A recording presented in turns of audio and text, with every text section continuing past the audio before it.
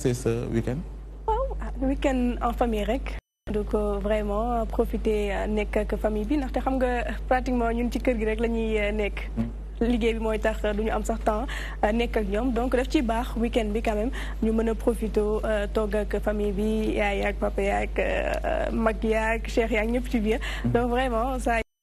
am na solo keneen tamit mu ngi fii comme ni mu koy defee altine bu nekk di xaw ma sax ba xam dama war a jaar sax ci ay wax ay international comme ni ko Aram di defee yooyu parce que vraiment gis naa ni dernièrement daal waa ji waaw am na waaw dafa ah. ne ko local rek bàyyi ma ni waaw mbay local rek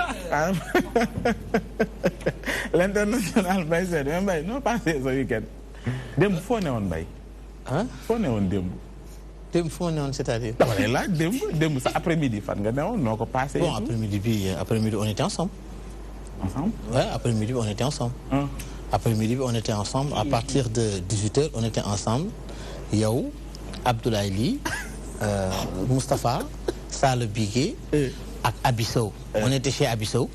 am na ñu des de. ak Diadji ak l'incontournable Diadji ak yaayam. On était chez Abi, elle nous a vraiment mis à l'aise, franchement. On était chez Abi, après on a quitté chez Abi, on était parti voir notre sœur, amie, Aram Touré. Faut faire une école, beaucoup de qui après nous tagato. Non tagato, gars. Une tagato, c'est-à-dire. Non pas que tu poses des questions, je comprends pas, man. Une tagato, c'est-à-dire. Tagato, il est marqué. Ah mais non, tagato, c'est en off, lolo. Comme ça, dañ ko bàyyi xam naa fii njeextalu émission bi Mbaye Sène dina dikk ak ñun ci incha ni mu def ba tàgg ñun niki démb. maman yaayu Aram Touré. waaw macha allah maman Ndiaye ñu ngi koy nuyu bu baax. jigéen bu baax bien koo xamante ne vraiment dalal nañu démb dalal bu am solo. donc ñu ngi koy def clin d'œil également famille bi yëpp ñu ngi leen di nuyu di leen bégge bu baax parce que ñoom it dañu bokk ci ñi nga xamante ni dañuy bàyyi xel saa yu waxtu wi jotee Moustapha mu ngi fi borom sécurité et prévention moom it ñëw tey toogaayu Sala Bigué comme ni ñu koy faral di waxee ndax Sala tey mu ngi ci yeneen i bagage donc dafa jël bagage am yëpp dénk ko Moustapha pour mu gérer ko donc Moustapha moom it day ànd ak ñun incha allah ci émission bi xëy na du ñàkk dina ñëw jox leen soit avis du jour wala boog comme ni ko Sall di defee daal saa yu ñu xóotalee rek mu dikk gindi ñu taxawaay bi daal ñu ngi ko ciy xaar Moustapha ñu ngi lay nuyu. maa ngi lay fay di. non passé démb sa wala boog week-end bi sax laay wax. ah mais démb moom Mbaye résumé na ko on a passé pratiquement l'après-midi ensemble bi ñuy taxali ko boobu guddi na ñoo ñibbi kër ga rek jàkkaarloog télé ba nelaw fekk ñu si donc loolu la y avait pas grand chose à dire waaw. voilà mu ngoog sunu gan wax naa ko sànq mooy Baba Tandian alors yow moom sportif nga xam naa ni week-end yi moom waaw day mouvementé ci yéen. salaamaaleykum maa ngi lay di nuyu waa auditeur di TV sama week-end nag ute nag week-end sa gars yi ñoom week-end relax lañ doon def mais ñun ne week-end sportif la parce que ñu ngi woon Maris Ndiaye. D'accord. Voilà pour suivre un peu nos lions. Voilà pour avoir une idée un peu qu'est-ce qui va se passer. Voilà. am na solo dinañ ci dëkk incha allah ci week-end boobee mu junj sànq wax ni lu ci bëri ci wàllu sport la te sax daanaka tey ci émission bi lu ci ëpp loolee lañ koy jagleel muy sunu gaynde yi yëngu ci wàllu basketball tey waajal li nga xamante ne mooy mondial bi xëy na du ñàkkee dinañ glissé waxaale ci afro basket bi nga xamante ne fii ay fan daañu ko door ci réew mi loolu yëpp nañ ci dëkk ànd ceeg moom Baba Tandian li ñuy def rek mooy ñu dem dikk ci internet bile li ci njëkk a fës ci wàllu xibaar ànd ceeg Abi Sow.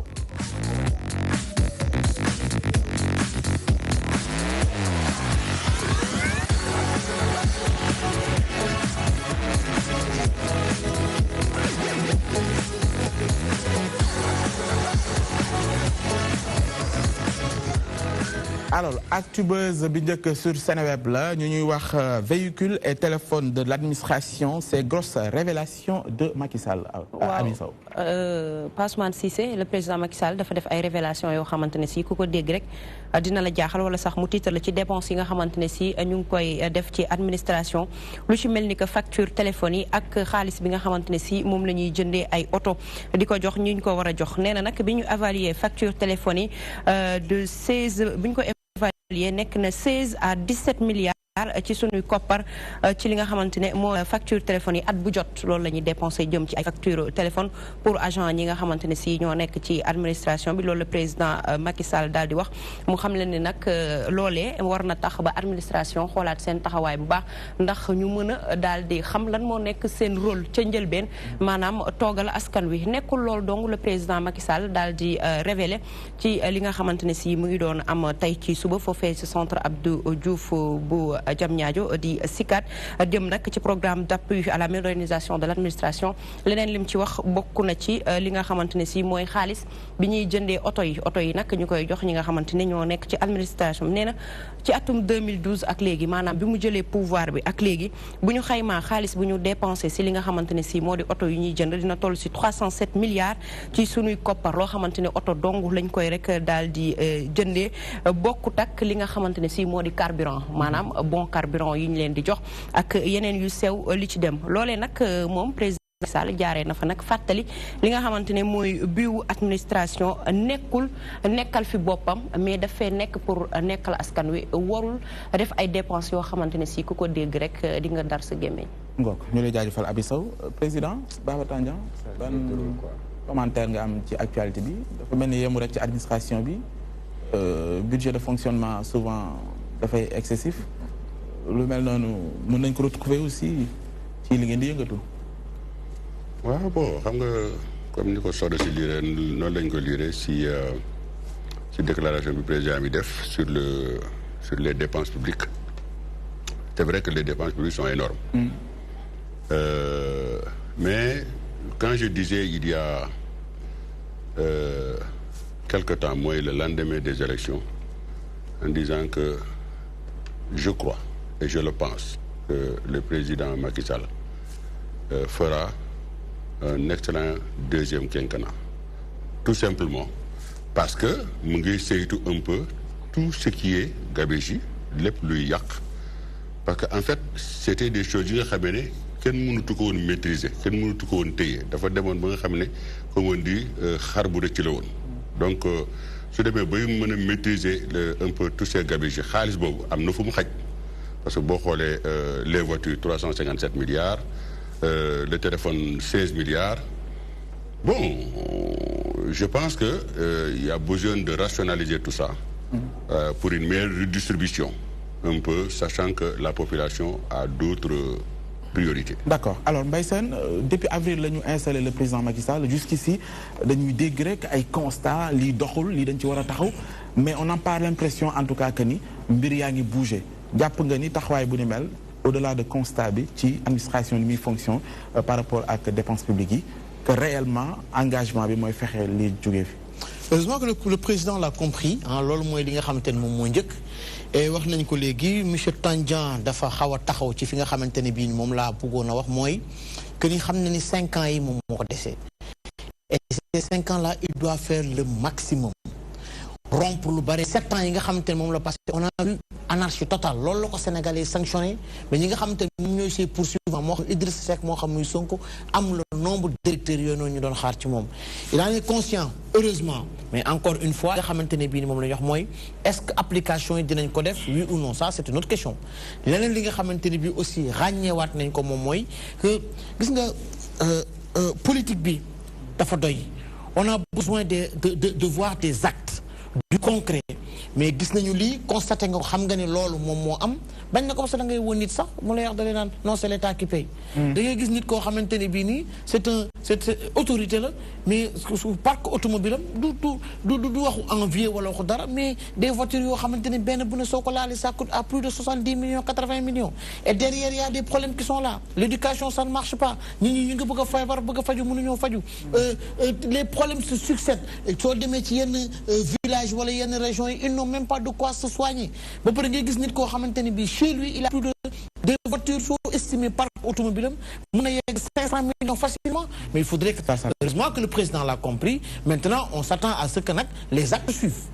Alors Awa ba léegi ñu ngi wax administration bi wéy di yóbbaale ay taaram mbay am na lu ñu ci junj xam nga ci wàllu téléphone bi également mu mel ni sax dañ koy faral di jëwee ñi nga xam ñooy liggéey ci administration bi heure yi ñu leen jox daanaka duñ ko respecté lu ci ndaw li ñu war a liggéey soit ñu ngi wax leneen loo xamante ne du ci wàllu liggéey bi ba léegi daal lenteur yi waxatuñ ci administrativement parlant yooyu yëpp buñ ko xoolee est-ce que du la sénégalais ci fexe soppi façon bi muy doxalee pour que réforme yi nga xam ne njiitum réew mi en tout cas junj na ko ci administration bi ñu mën a yegg ci li ñu bëgg.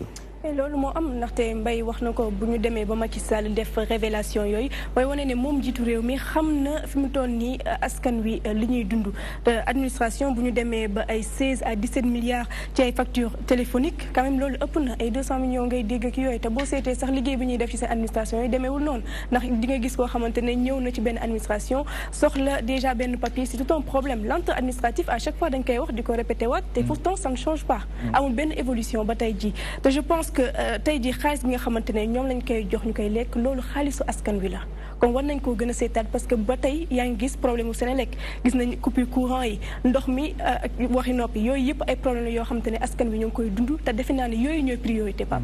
mu ngoog Abdoulaye Ly dafa mel ni li ñuy wax ni doo ci gan.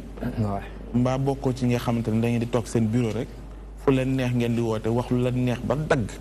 soo gën a jublu ci liggéey bi. pour préciser. déjà téléphone bi ak oto bi c'est pas toute l'administration du ñëpp ñoo ciy bénéficié wu am na ñi nga xamante ni amuñu ligne téléphonique amuñu téléphone moom koy dafa war a wax c'est à un niveau plus haut te président Macky Sall bu toogee fii naan oto yi liñ ciy jënd dafa cher man ay ree la may def quoi pourquoi parce que moom buy dem di inaugurer ay juma ñaata oto ñooy succédé wu pour topp ko ci ginnaaw cortège présidentiel ñaata oto tu vois plus de 40 voitures yu toppante te oto yëpp ay V8 lañ c'est-à-dire 8 cylindres lañ ay Land Cruiser wala ay Cadillac tu vois am na à un moment donné cortège président Macky Sall ak cortège président Obama ñoo bokkoon les mêmes types de voitures pour un pays pauvre très endetté comparé à la première puissance économique tey nga dem France Macron il conduit un Citroën DS5 DS5 yi ngay gis fii ñi di ko dawal même si sax dañ ko xaw a customiser ko blindé et autres mais ñoom au moins am na li nga xamante ni duñ ko def un ministre français bu ñu jàpp ngay dawal Mercedes classe S wala classe C dañ lay sanctionné wàccee la ci saa si pourquoi parce que da nga war a dawal ci Renault yeeg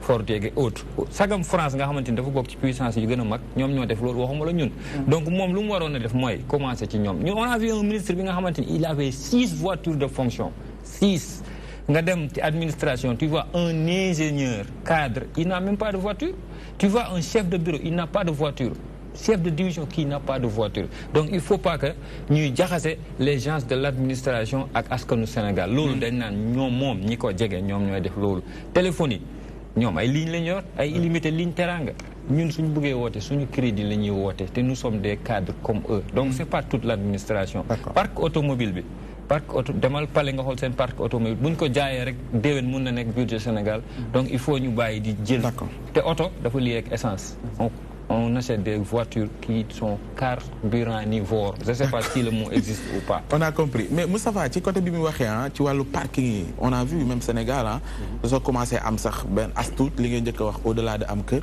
mooy am ndaamaar booy war. ailleurs on voit que ni ñenn ñu ngi def seen politique pour moins de véhicules parce que gis nañ lu muy polluer. jàpp nga ne ci li mu doon laal sànq que ni parking yi. da ngay gis benn ministre boo xamante ne 10 voitures wala lu ko ëpp fonctionnaire également. loolu waruñu mën a revoiraat foofu pour xool na la ñuy wàññee li mu oto yi sakkan Dakar nga xamante ne mooy indi souvent li nga xamante ne mooy. embouteillage yeeg yu ni mel. Bien sûr, il a donné l'exemple de la France, ça m'a fait rire parce que man dem na Assemblée nationale française gis na que député bi ñuy ñëw dañuy covoiturer dañuy jël benn taxi 4 députés taxi parisien les députés français. bu ñuy ñëw Assemblée nationale lay gis benn taxi bu yàpp 4 députés français maanaam yéen a bokk circonscription fi ngeen di jógee benn taxi mooy jaar ramasser leen yëpp indi leen assemblée ils n'ont pas de voiture. suñu parking assemblée nationale bi soo fa duggee li fa nekk soo ko jaayee kii war na ko man le budget assemblée nationale tu as un député boo xam ne il a 2 véhicules benn bi suy dem da ko fi bàyyi benn bi su mandat bi jeexee daf koy yóbbu ñaata mandat ngay am en 10 ans ñaata oto ñoom ñooy dem donc loolu yëpp c'est exorbitant ma ñëw ci wàllu téléphone bi foofu laa bëggoon njëkkee pour man on lui a donné de faux rapports parce que pour man milliards ak ni mu bëree téléphone en 1 an mënul yegg ci 17 milliards même bu dañuy wootee décroché bàyyi noonu muy dem pour man surfacturation am na ci côté boobu téléphone bi moom d'accord ma ci mais oto yi moom quand même il faudrait revoir parce que très sérieusement ñun suñu autorités yi ni ñuy utiliser oto dafa jéggi dayoo da ngay gis autorité boo xam ne day yor oto véhicule de fonction pour jabaram pour doomam. mu nekk 4 à 5 véhicules yoo xamante ne c'est aux charges de l'État seen entretien rek dafa metti waxatuma la consommation de carburant bi ak personnel bi koy utiliser chauffeur bu nekk il doit payer et tout ça yooyu yëpp nekk ay dépenses yoo xamante ne bokkul ak gouvernance sobre et vertueuse bi ñu promettroon. parce que boo nekkee ci dëkk bu mel ni Sénégal yaakaar naa am na yoo xamante ne boo ko mënee sax waruñu ko rus a def tey boo dee homme d'affaires am xaalis nekk milliardaire sax pour man war ngaa rus a dawal ci dëkk bu mel ni Sénégal yenn xeetu oto yi ni ñu di teg seen bët ne serait-ce que par respect aux autres mën nga ko mais boo demee nag ba nekk fonctionnaire bu leer la ni yow loo tee alalu askan wi la pour man bu ñu la joxee yenn oto yi sax war nga ko mën a delloo nga ne lii kat mënu ma koo dawal ci dëkk bu mel ni Sénégal mais bu ñu demee bay dépenser 350 milliards loolu la wax ci en 1 an ci oto kese pour administration sénégalaise vraiment c'est trop tey jii nii boo interrogé woon yenn dëkk yi nga xam ne c'est des pays émergents ay sur 10 ans ils ne peuvent pas dépasser autant sur 10 ans du ñu dépenser loolu noonu kon ñu nekk yoo xamante ne amuñu doole ba noppi bëgg di def dépenser noonu dafay xaw a doy waar entretien wu oto yooyu rek li muy génn ci xaalis dafa bëri nag alors abi ñu jeexale yow du administration mais xëy na administration ñoo aye tey ñu ngi koy wax PAMA programme la wane na ci yéen moom président Macky Sall fexe ba ni mu ko waxee mooy administration boo xam dafay épouser li jamonoom laaj mais amoon na benn forum bu ñu defoon installation yooyu yëpp boo ko boolee lan la ba léegi ñu ngi ci aspect constat wala jàpp nga ni war nañ mën a jéggi taxawaay boobu au moins ñu dem ci du concret d'autant plus que ñu ngi koy wax suppression premier poste premier ministre bi am na leneen lu mu révélé aussi. da nga sàqami sama lañ ci Pa Ousmane foofu laa naroon commencé mënuñu comment ça se fait 2012 à nos jours ci constat rek la ñuy toll. gisuñu benn jéego bu positif boo xamante ne si def nañ ko ne lii dindi nañ ko lii dootu la mat à chaque fois ci ay constat la ñuy nekk te c'est très facile ñu ngay ñëw di véhiculer ay chiffres comme ça nii alors que chiffres yooyu si yow la commencé je m'explique oto bi nga xamante ne si moom lañ ne moom moo naroon tàkk oto boobu ñaata lay jar kan moo ci yéegoon 28 kan moo koy dawal donc gis nga dara soo bëggee di ko tere pour ñeneen ñi topp la yow da nga koy njëkkee looy woote rek na nga ci jiitu te lépp ci sunu ay gouvernants la gis nga ñun Afrique lan lañ am problème gouvernance lañ am mais nag dëkk njiit bu mu mérité rek lay am ndax du moment où jamono boo xamante ne si dañoo war a toog poser vrai débat toog xool lan moo doxul sunu dëkk ñu wax ko mais ci ay futilité la ñuy attardé wu waxuma sax waxu gouvernement waxu askan wi ci boppam laay wax des fois da ngay gis nit ku porter combat bu noble combat boo xamante ne si dafay wax pour askan wi yëpp mais kenn du ko ci fekk kenn du ko faale bu leneen amee divertissement wala dara nga gis ñëpp mbàbbeeku dem foofu day mel ni dëkk bi daal ñoruñu daal wala dañ naan nañ ko bàyyi après te fekk changé wuñu doxalin bi bu président Macky Sall wàccee beneen président buy ñëw mooy yées non xam nga lu tax fekk li nekk ci biir socle bi base bi fekk dindi wuñ ko keneen ku ñëw da ngay def lu pire parce que xam lu tax dañoo yàgg dégg rupture dañoo yàgg dégg gouvernement sobre vertueux dañ ko yàgg dégg mais mënuñu fexe ba egsi si niveau boobu gis nga dépense état ak dépense administration yëpp boo ko bëggee wàññi da ngay wàññi yow sa effectif ba pare sa gouvernement effectif bi ci ne wàññi ko ba pare nga taxaw wàññi salaire ñi nga nekkal ba pare bu boobaa keneen koo bëgg a laal yëfam du wax ndax dina ne kii kat ci boppam la ko njëkk d'accord jërëjëf Abi ñu jàll ci invité bi di Baba Tandian nekkoon ki fi jiite woon fédération sénégalaise bu basketball.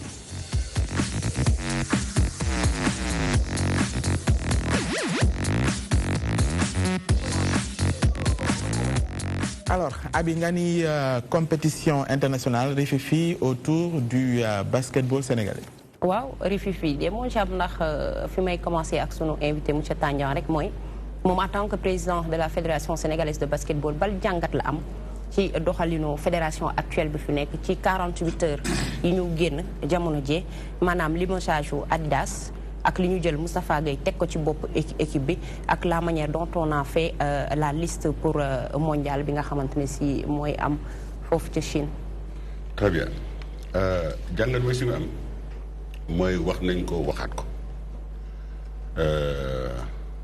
tey vous me donnez l'occasion un peu d'apporter un peu ce qu'on appelle un apaisement parce que on a attaqué à outrance ce qui a été fait à savoir le limogeage de Adidas à quelques jours du regroupement des Lions pardon lu warul nekk la tout simplement parce que dafa am benn antécédent entre la fédération ak Adidas seulement je pense que li ci jàngat moom mooy Adas, le fait que nous watchons, pour moi, ça a été une faute lourde. Cette période, comme je disais que mon nom qu'on watchait 1 mois avant ou 2 mois avant, parce que la fédération avait 5 mois depuis le mois de février pour faire le contrat, pour devoir le contrat, pour vérifier, d'accord, voilà, on arrête. Il avait 5 mois. La fédération, pourquoi de fond? Personne n'aurait rien à dire. Parce que le président de la fédération, et je le dis ici, dont on ne conteste pas sa position au sein de l'instance du basket, personne ne le conteste, en tout cas pas moi, parce que je l'ai été et je n'ai jamais voulu qu'on me conteste. Donc il avait le droit et l'attitude de prendre qui il veut et de dégommer qui il veut. Mais il faut que Defko avec Anami Rafet. C'est ça qu'on lui reproche essentiellement. Defko Anami Rafet, d'abord qui reste Adidas, c'est pas n'importe qui. C'est Adidas, pour ceux qui ne le savent pas, il a failli être le meilleur joueur du siècle. Il a failli être le meilleur joueur du siècle. Il a été international à l'âge de 15 ans, 16 ans. Waaw ku def loolu yëpp nan la mën a nekkee 18 mois ci lu mu wax ci conférence de presse bi nekk sans contrat 8 mois sans salaire ku def loolu yëpp ci basket sénégalais. Oui, mais j'arrive parce que xam nga aussi c'est dû un peu à la nature aussi des possibilités de la fédération. Parce que la fédération, c'est si le ministère le connaît. Et si le ministère ne donne pas, la fédération n'a pas de pouvoir pour donner autre chose. Nous, si nous avons des Yalwani, du Woti, du Dougoufi, bon, sonne les chefs d'entreprise, étant donné que nous faisons partie du patronat. Donc, on arrive à régler plus ou moins un certain nombre de problèmes. Peut-être que ce n'est pas du tout le même cas. Mais nous, ce qu'on reproche un peu à la fédération, c'est le fait d'attendre à 2-3 jours de la rentrée de l'équipe nationale. Parce qu'il faut dire que quand ils ont déambulé sur Dakar et tout ça, ils ne se regroupaient pas. Et pendant ce temps, toutes les équipes sont en regroupement 1 mois et demi avant. Donc, à 2 jours du regroupement, parce que le lundi, il a son contrat, le mardi soir, on l'appelle pour avoir des nouvelles. Je dois avoir mon avocat. C'est normal, on te donne un contrat, tu vas aller voir ses conseils pour savoir est-ce que l'unité non là. Tu dis aussi bien. Le mardi soir, d'après les informations lui-même qu'il me l'a donné, il a appelé le DTN pour donner la liste le mercredi des joueurs Yumuyel. Et c'est le mercredi soir, Mouyeo, du Jap, c'est du Siwakhinam, Diabaram Yonoko qui a été limogé. Mais c'est-à-dire qu'en fait, c'est l'acte qui est vilain. Parce que Adidas, c'est n'importe qui. Adidas, d'abord, il a été plusieurs fois champion d'Afrique, il a été plusieurs fois entraîneur de l'équipe nationale d'Israël, il a été entraîneur de l'équipe nationale des U20 de France, il a été vice-champion d'Europe, il a été entraîneur pendant des années et des années des clubs de première division européenne. Mais loolu mënatuñ see dellu si ginnaaw jël nañ Moustapha Gueye def ko si bopp équipe bi te ñëpp xam nañ ni 97 ba tey ñu ngi daw pour am trophée mais liste bi période bi ñu ko defar période bi nga xamante ne defar nañ liste bi ak changement yu gaaw yi si am. Nga balaa may ñëw si Tafa Gueye je damay résumer le truc de Adidas mu fin. C'est-à-dire que nu ñu ko defee comme je disais loolu moo rafetul. mais c'est-à-dire bu fekkee am nga yeneen éléments yu bees yooyu ñu mën a apporter parce que bon yi ngi fi wax yëpp c'est vrai wax na ko ci point de presse bi yéen tamit indi ngeen ci mais est-ce que ci diggante bi parce que sànq da nga wax say kàddu ni il faudrait que ñu am benn esprit d'apaisement. Oui, bien sûr. Ça veut dire que entre autres vous avez pu concilier les rapports et les positions. Est-ce que am na lu bees ci niñ ko jëlee fi ak kiñ fi teg bu fekkee amul lu bees on passe à. Non, amul lu bees donc en fait jëlee nañ ko fii ils ont mis Tafa Gueye mais tous les deux se valent. Tous les deux sont bons mais comme on dirait doxalin bi moo ñaaw daal voilà. C'est une commune résumé dans non lañ koy résumé quoi. Moi je pense que ils auraient dû passer outre, ils auraient dû faire autrement. Ils auraient dû enlever le Adidas il y a 1 mois, mettre Tafa Gueye il y a 1 mois. C'est aussi simple. Bon, monsieur Tandian, moi dama japp ni depuis suñu Tandian, on dirait que ni monsieur Tandian et monsieur Ndiaye, ils ont des différends. Lan nga ñu wax ci monsieur Tandian et monsieur Ndiaye, on dirait qu'ils sont différents. Vraiment gëna xuus quoi. Non, on n'a pas de différent. C'est-à-dire que le différent, moi je n'ai pas de problème avec Maître Ndiaye. L'homme lui-même, je le respecte. j'ai pas de problème. Et il me respecte aussi, parce que quand on se retrouve, on se salue. Hein. Mais c'est-à-dire qu'en fait, nous partageons un peu ce basket que nous aimons tous. Nous le partageons. Moi, je dis, toute ma vie a été résumée du basket. Aujourd'hui, si je suis ce que je suis, ce me donne le mot d'ontaï, n'est que kilifa, n'est que Kouni Ragné, n'est qu'un chef d'entreprise, puisque j'ai des employés. Et bien ça, c'est le basket qui me l'a donné. Donc, je dois quelque chose au basket. Et je pense aussi, de ma position au Sénégal ici, j'ai apporté beaucoup de choses dans le basket parce que j'ai été deuxième sponsor de cette fédération pendant plus de 22 ans. Nous avons fait 3 ans à la tête du basket sénégalais.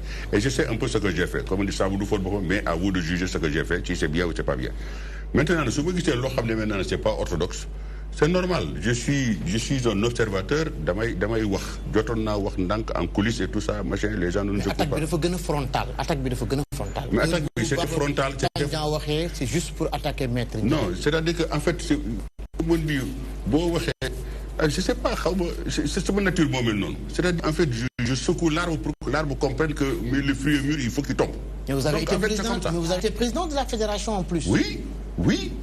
Mais est-ce que vous le reprochez? Parce que c'est sous l'ère Tandian, le Sénégal n'a pas remporté de titre majeur, à part les U17. Sous l'ère Tandian, le Sénégal a été sanctionné et a reçu une amende de plus de 300 millions. Sous l'ère Tandian, au sein du comité directeur, tout le temps il y a eu des problèmes sur fait quand il y a des réunions. Est-ce que l'on ne reproche Maître Ndiaye d'une le reprocher au président? Non, est-ce que sur l'ère Tandian, c'est un peu différent. C'est-à-dire qu'en fait, moi. Quand vous étiez président de la fédération, moi, j'étais président de la fédération, j'ai un comité directeur de 27 membres. Sur les 27, il y a au moins 23 qui m'étaient contre. Ça, c'est normal. Mais ça ne me gêne pas. Parce que entre Si et Aya, il y avait toujours des télescopages, tout le temps. Oui, mais c'est normal. C'est normal. Parce que peut-être que j'ai un point de vue qui est différent de son point de vue. Ce fait, par exemple, Aya, défendant l'Umubougou, ou un groupe l'Umubougou, aujourd'hui je serai à la tête de cette fédération pendant 20 ans. Mais en fait, j'ai ma conception de. D'abord, c'est ma conception. La femme nous me réfléchirait. Et vous parlez de fraude. Mais moi, la fraude là, je dis, je suis comptable de ce qui se passe à la fédération parce que je suis le président de la fédération. Mais je ne gère pas les U18, je ne gère pas les U19. Je vais vous faire une petite révélation. Je ne l'ai jamais dit. Jamais. Et c'est la première fois que je vais le dire.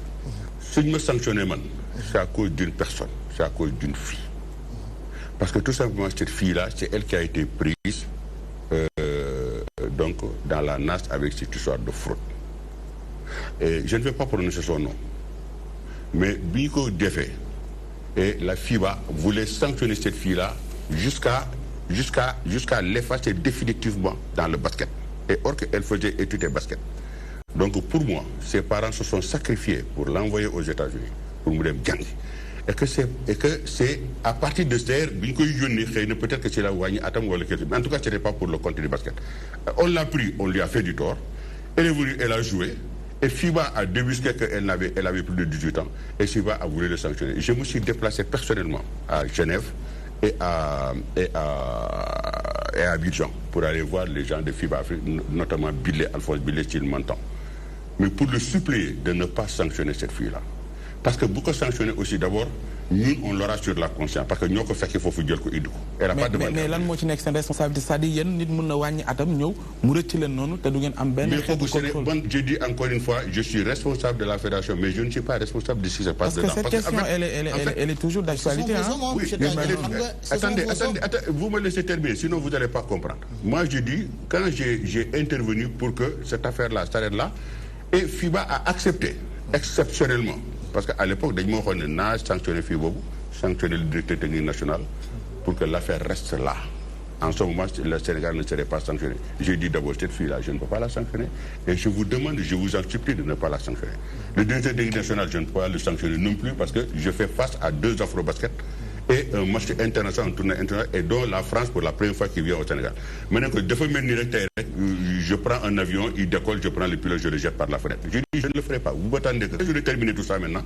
Alors, en ce moment, je verrai pour savoir exactement qu'est-ce que je vais faire. Entre-temps, il y a eu des dénonciations. L'affaire a pris de l'envol. C'est parti de... Maintenant, moi, je dis encore une fois, je n'ai aucun intérêt pour tricher. Moi, quand les U18, je termine s'il vous plaît. Quand j'ai pris ces U18-là, pour les faire participer dans des tournois qualificatifs en championnat d'Afrique, Et ils sont allés en championnat d'Afrique, ils ont joué, ils ont gagné. Moi, je ne les ai pas envoyés pour gagner. Je les ai envoyés pour avoir une traçabilité de ces enfants. Ah, olof dama ne xale yi man maa leen jël dugal leen ci U18 pour que ñu dem basket yi dem championnat d'Afrique tout simplement pour am traçabilité ci xale yi parce que xale yi bu ñu xasee ba nekk équipe nationale bu ñu xasee bu jouer benn match international benn dëkk mënatu leen naturaliser. C'est le cas du joueur Youssoupha Fall bi nekk France. Sénégal woo na ko France dañ ko voté mais Sénégal bu ñu amee fayda bu ndaw français mënuluñu leen dara parce que xale boobu eh bien à l'époque il a joué avec des U18 parce que man loolu moom sur tey U18 bu ñu doon dem c'est pas l'État qui a financé, c'est pas le ministère. C'est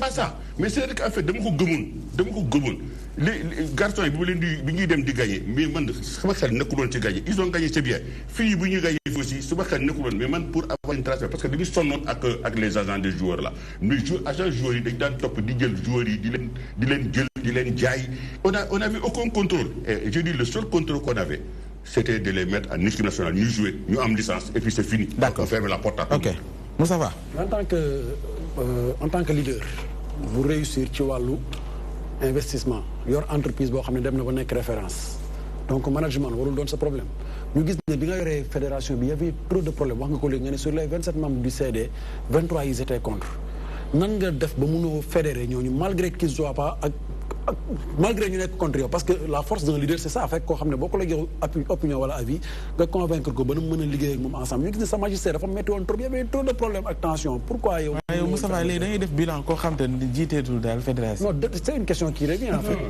C'est pas magistère. Parce que dama ne la moi j'étais très rigoureux. Sauf gars yi dañuy confondre rigueur et dictature. C'est-à-dire que quand tu boo amee rigueur rek tu es un dictateur. Man dama amoon benn rigueur, c'est-à-dire rigueur sur le plan financier. Pour vous dire, je vais vous donner un exemple. J'ai pris moi un directeur financier bu nga xam ne qui m'était franchement contre. Pourtant mënoon naa ko changer. Mais je l'ai laissé là-bas parce que quelqu'un qui me compte, xam nga kooku mënul taxaw suba ne dama jalgati. Donc moi j'ai fait exprès et je faisais travailler un peu des gens yu nga xam ne et bien je les envoyais en mission. Je savais que ces gens-là n'étaient pas avec moi parce qu'en fait moi je fonctionnais comme ça. D'accord. J'étais un peu en anticonformité. Mais vous êtes un homme du passé quoi. Maître Babacar la ñuy wax Ndiaye. Oui Abi. Non man damay ñëwaat si mondial bi ak préparation bi nga xam dañ koo yéex a préparé mën nañ ne sax bu doon Adidas moo fa nekk continuité lay doon mais avec Moustapha Gueye rupture dafa am. Si préparation li ñu yéex a préparé ak nañuy demee si mondial bien vrai que Moustapha Gueye leeral na ko nee na li nga xamante ne moo di objectif am c'est 2021 l'Afrobasket 2021 c'est pas peut-être le mondial bien vrai que bëgg nañ dem def fa ay résultats mais comment ça se fait ñu war a dem mondial toog ba heure bi ñuy doog a créer liste parce que ba tey problème mu liste bi day ñëwaat doog a commencer li nga xamante ne si moo di préparation pour dem compétition bu toll noonu. Oui mais xam nga liste bi mënuñu ko génne tant qu'on n'a pas réglé le problème de l'honneur. Comme dit Ousmane. Pas pour toi. Je suis un homme du passé. Alors, il faut demander ça à l'homme du présent. Pourquoi la liste n'est pas sortie un peu plus tôt? Moi, je pense, l'homme du passé pense que la liste ne peut pas venir un peu plus tôt dans la mesure où l'entraîneur n'est pas fixé d'abord sur son sort. Malheureusement, au moment où il devait être fixé sur son sort, il a été démis de ses fonctions. On a mis un autre. Mais l'autre vaut plus que l'autre. Parce que je les connais tous les deux. Ils se valent tous les deux. Et puis, je dirais même, Tafa Gueye a même plus un tempérament de rageur plutôt qu'Adidas. Ils vont s'en rendre compte. Parce que il était avec moi. C'est des gens qui ont un tempérament. C'est des gens, quand ils veulent quelque chose, il faut le faire. Parce que c'est des gagneurs. Oui, mais peut-être que mën na peser ci moralu ñi nga xam ñooy Lions yi et que am na sax ñoo xam te ne c'est des sportifs yu ci xam ñu mel ni comme Mbaye Sène ñu jàpp ne xëy na chance Lions yi en tout cas dañ ciy douter ci li ñu jëm. Maintenant, c'est possible parce qu'en fait, comme on dit, histoire d'or toujours fumouille parce qu'il y a eu des problèmes. Mais nous, on espère, parce que moi, je parle à certains joueurs, je demande à certains joueurs de se calmer, et puis bon, ce n'est pas leur problème. Ils doivent composer avec n'importe quelle personne que la fédération leur met en place. Donc déjà, en tant que professionnel, ils doivent se le mettre en tête. Donc eux, ils n'ont pas à choisir. C'est vrai qu'ils ont une affinité avec Adidas. La plupart...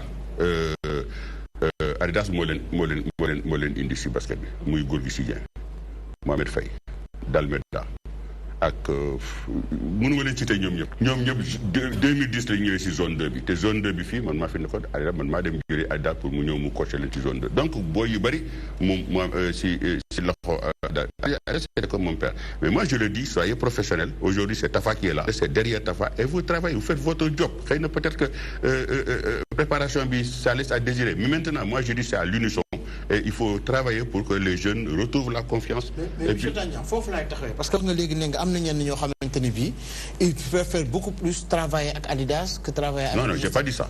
Vous avez dit que ni. Pas du tout. Affinité il faut le EP que fii. Pas du tout non plus. Vous avez dit quoi alors? Non, j'ai dit ils ont beaucoup d'affinités avec Adidas parce que Adidas daf leen non beaucoup d'affinités beaucoup il peut avoir aussi des affinités avec. D'accord donc beaucoup d'affinités. D'accord je reprécise donc certains joueurs ont beaucoup plus d'affinités avec Adidas. Non enlève le plus j'ai dit ils ont beaucoup d'affinités loolu la loolu. Voilà certains joueurs ont beaucoup d'affinités. oui aw ma bac plus 5 ans mais quand même xam naa lan laa wax. Mbaye dem ci laaj bi. léegi waaw dem ci laaj bi am na joueurs yoo xamante ne bii ñu affinité yu bëri lañu am ak Adidas par rapport ak ki nga xamante ne mooy Moustapha Gueye. yaa dëgër bopp non mais il faut mu leer waa léegi d'accord xam nga Adidas mooy indi ci équipe bi waa léegi est-ce que loolu war na tax ba joueur suñ la convoqué war nga xool ndax coach bi kii moom war a entraîner wala kii mu war a entraîner est-ce que loolu si ressort joueur la. amul benn joueur bu ko wax. ba war ci génn non néew ma ndax wax nañ ko ou pas dama ne xam nga nee nga woo nga leen téléphone yaa ngi waxtaan ak. déedéet dama ne. mais dañ leen di dama ne xam nga joueurs yi dama leen di gis stade. waaw damay waxtaan ak ñoom stade parce que stade on se retrouve là-bas. waaw ñi ngay waxtaan ak stade boobu monsieur Tandian ñi ngay waxtaan ak stade boobu parce que am na ñenn ñoo xamante ni y a des téléspectateurs qui nous suivent ils ne comprennent pas l'attitude de certains joueurs depuis bu ñu dégommé Adidas indi ki nga xamante ne mooy Moustapha Gueye am na joueurs yoo xamante ne bii bokkatuñ ci liste bi am na yoo xamante ne wàññi nañ leen. am na vous parlez des non je ne dis pas de nom. Comme vous ne voulez pas qu'on parle de nom, on ne va pas dire vous parlez de Youssoufa Fall, vous parlez de Malé. Tout à l'heure, j'ai parlé d'affinité. Vous avez dit que... Ouais, d'accord. Tout à l'heure, vous avez parlé d'affinité. Non, légui amna joueur yo xamantene wañi nañ. Est-ce que joueur warna am ressort mom en tant que équipe nationale woko téléphone pour mu ñëw rejoindre tanière bi mu ne kat ki la gëna mëna dégg que entraîneur bi te ñu jëm ci li nga xam tamay coupe du monde. Dédé. Joueur amul sañ-sañu lolu. te amul benn joueur bu ko wax non plus. dama ne joueurs yi bu ñu amee affinité parce que en fait lu ñuy yàgg Adidas la mais on ne veut pas dire que si Tafa Gueye xamuñu ko amuñu affinité ak Tafa Gueye déedéet c'est pas ça.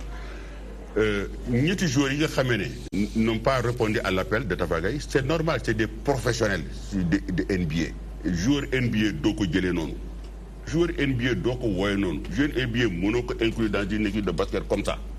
joueur NBA dafa am ay préalable avec son club, préalable avec l'assurance, parce que c'est des gens qui sont payés très très cher, et ça, cette assurance, ça coûte une fortune. Préalable, amuñ ko nak Adidas? Non, préalable, Adidas, non, c'est préalable, c'est la fédération et la direction technique. Mais ñom ak Adidas, ñom naroon nañu ñëw. Oui, mais ah non, c'est pas évident. Ce n'est pas évident non plus. C'est-à-dire qu'il n'y avait aucune certitude dans la mesure où Adidas n'était pas du tout à cheval encore pour conduire l'équipe.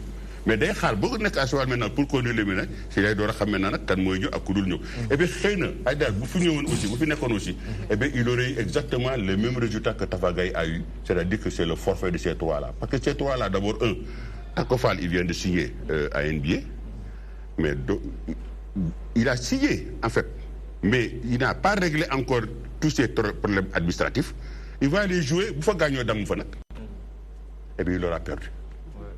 Youssouf Fall il a refusé de venir mais Youssouf Fall au Sénégal amna ci pexe bu métti comme je te disais eh bien c'est grâce un peu à ces U18 yi nga xam ne joué na fa ba def fa benn match international et automatiquement eh bien il est protégé par le Sénégal c'est-à-dire que la France pour mu jël ko yóbbu ko il va falloir qu'il négocie difficilement avec le Sénégal pour mën ko yóbbu et même loolu sax gisuma sax ban yoon la war a jaar sax pour mën ko jouer loolu même en équipe de France maintenant il reste Gorgui Sy pour des raisons qui lui sont propres je ne le sais pas mais il a décliné moom moo xam mais xam nga aussi professionnel la ñu xam nga est-ce que xam nga ne coupe du monde dafa métti coupe du monde ça demande 2 mois d'entraînement il faut avoir de l'entraînement dans les jambes sinon foofu ay claquage ak ay courbature ak ay ñama sew nga fay jëlee te ko pour un professionnel du xam comprendre nga mais xëy na peut-être que aussi ça fait partie aussi li nga xam ne Gorgui Sy Dieng ça l'a empêché de venir mais en tout cas li Tafa Gueye am ni problème avec ces 3 joueurs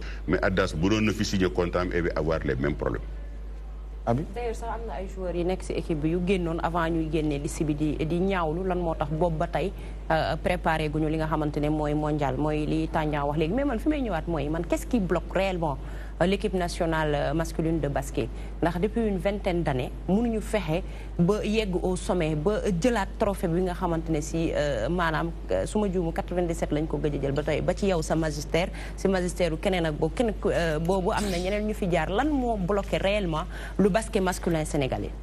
Bon li ko bloqué c'est lu ndaw la lu tuuti la c'est vrai sur mon magistère bon j'ai connu quelques revers yu nga xamee ne mën naa ne c'est des revers du sort c'est-à-dire c'est des coups du sort ban bi may jël basket bi en 2010 le Sénégal avait terminé 9e en Libye avec pourtant un quota de grands joueurs avec ñoom De Sagana avec de grands joueurs ils ont terminé 9e quand on est venu et qu'on a pris le basket si la Adidas relooké un peu l'équipe si la ñoom góor gi si ñëwee ak ñeneen on s'est retrouvé, même d'ailleurs Gorgui n'était même pas au championnat d'Afrique à Madagascar.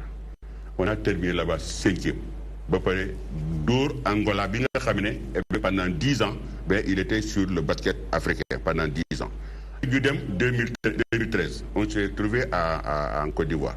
En Côte d'Ivoire, on a échappé peu d'aller en finale et de gagner cette coupe-là. Parce qu'on s'est retrouvé avec l'Égypte en demi-finale. L'Égypte, mais en demi-finale, on a pêché un peu avec un excès de confiance.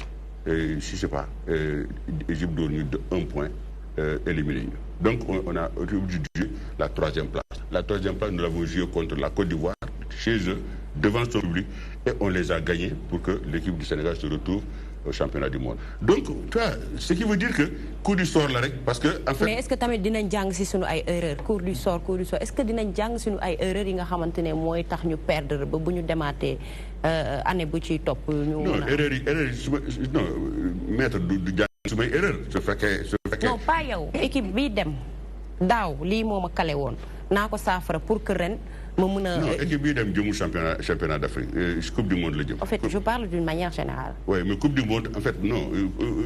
On peut pas parler d'une manière générale, c'est la coupe d'Afrique ou coupe du monde ben. Parce que coupe du monde. Mais par exemple, coupe du monde bi ñu jógee. Laata ñu doon succès lay coupe du monde bi ñu jógee ci Tenerife bi nga xamante ne Espagne moo ñu dóor ñu toog. Est-ce que tey loolu serviroon nañu pour ba ñu demee Afrobasket ñu mën a xam lan moo nekkoon sunu lan mooy nekk sunu erreur tey te nga xam ni équipe bi nga yóbbu am nga fort chance nga ni même équipe bi ngay yóbbu. Oui, mais je peux donner mon avis sur l'Afrobasket dernier. Voilà. Le Sénégal mënoon na gagner coupe bi. Le Sénégal était à 2 doigts de gagner la coupe. Ils ont fait une erreur monumentale. L'erreur monumentale, c'est d'avoir suspendu Mohamed Faye. Ça a été très grave parce que Mohamed Faye, c'est un ailier redoutable. Alors, comme j'ai oublié son nom encore, donc il tournait, mais ce jour-là, malheureusement, il n'a pas tourné. Et voilà, si Mohamed Faye n'était pas suspendu, le Sénégal serait venu avec le trophée. Moi, c'est mon avis, hein, parce que quand j'ai regardé le match, si Mohamed Faye n'était pas suspendu, le Sénégal serait venu avec le trophée. Et ça, ils ont fait une erreur monumentale. Et ça, ce genre d'erreur-là ne pardonne pas. Je n'ai pas compris, même s'il a fauté, je n'ai pas compris pourquoi le sanctionner. Ils l'ont sanctionné une première fois, il n'a pas joué. Mais pourquoi, pendant la compétition, on le raye de la liste? Je n'ai pas compris. Ils avaient tout le temps. Nous avons au Dakar. Nous avons tu es suspendu, on te sanctionne, tu perds tes primes. Mais en ce moment, il aura fait son job. Et je suis sûr et certain que Bougéon, moi, je le pense, à 90% que le Sénégal serait venu avec la Monsieur Tandian, je suis d'accord avec vous. Parce que vous savez, vous ci bir mbir bëgg xam lan moo fa nekk. Loolu c'est pas possible, monsieur Tandian. C'est-à-dire yaa ngi wax Mohamed Faye, mais est-ce que raison yi tax ñu sanctionner Mohamed Faye yow su la fa fekkoon du tax nga sanctionner ko? Non, dama ne ak lu mu mënta doon. Ak lu mu mënta doon. Mais il y a une discipline dans dama ne ak lu mu mënta doon. Gis nga man, je suis un basketteur. Moi, je jouais dans un match en France. On était 10 joueurs. On a eu 7 joueurs avec 5 fautes. On a terminé le match à 3. Ça pouvait leur arriver. D'abord, le bon est que c'est une compétition internationale. Mais le joueur, il a une importance capitale. Mais moi, Mohamed Faye, c'est mon équipe. Mohamed Faye, c'est genre El Hadj Diouf. Genre El Hadj Diouf. C'est-à-dire que c'est un rebelle. C'est un rebelle. Mais nous, nous sommes pas allés.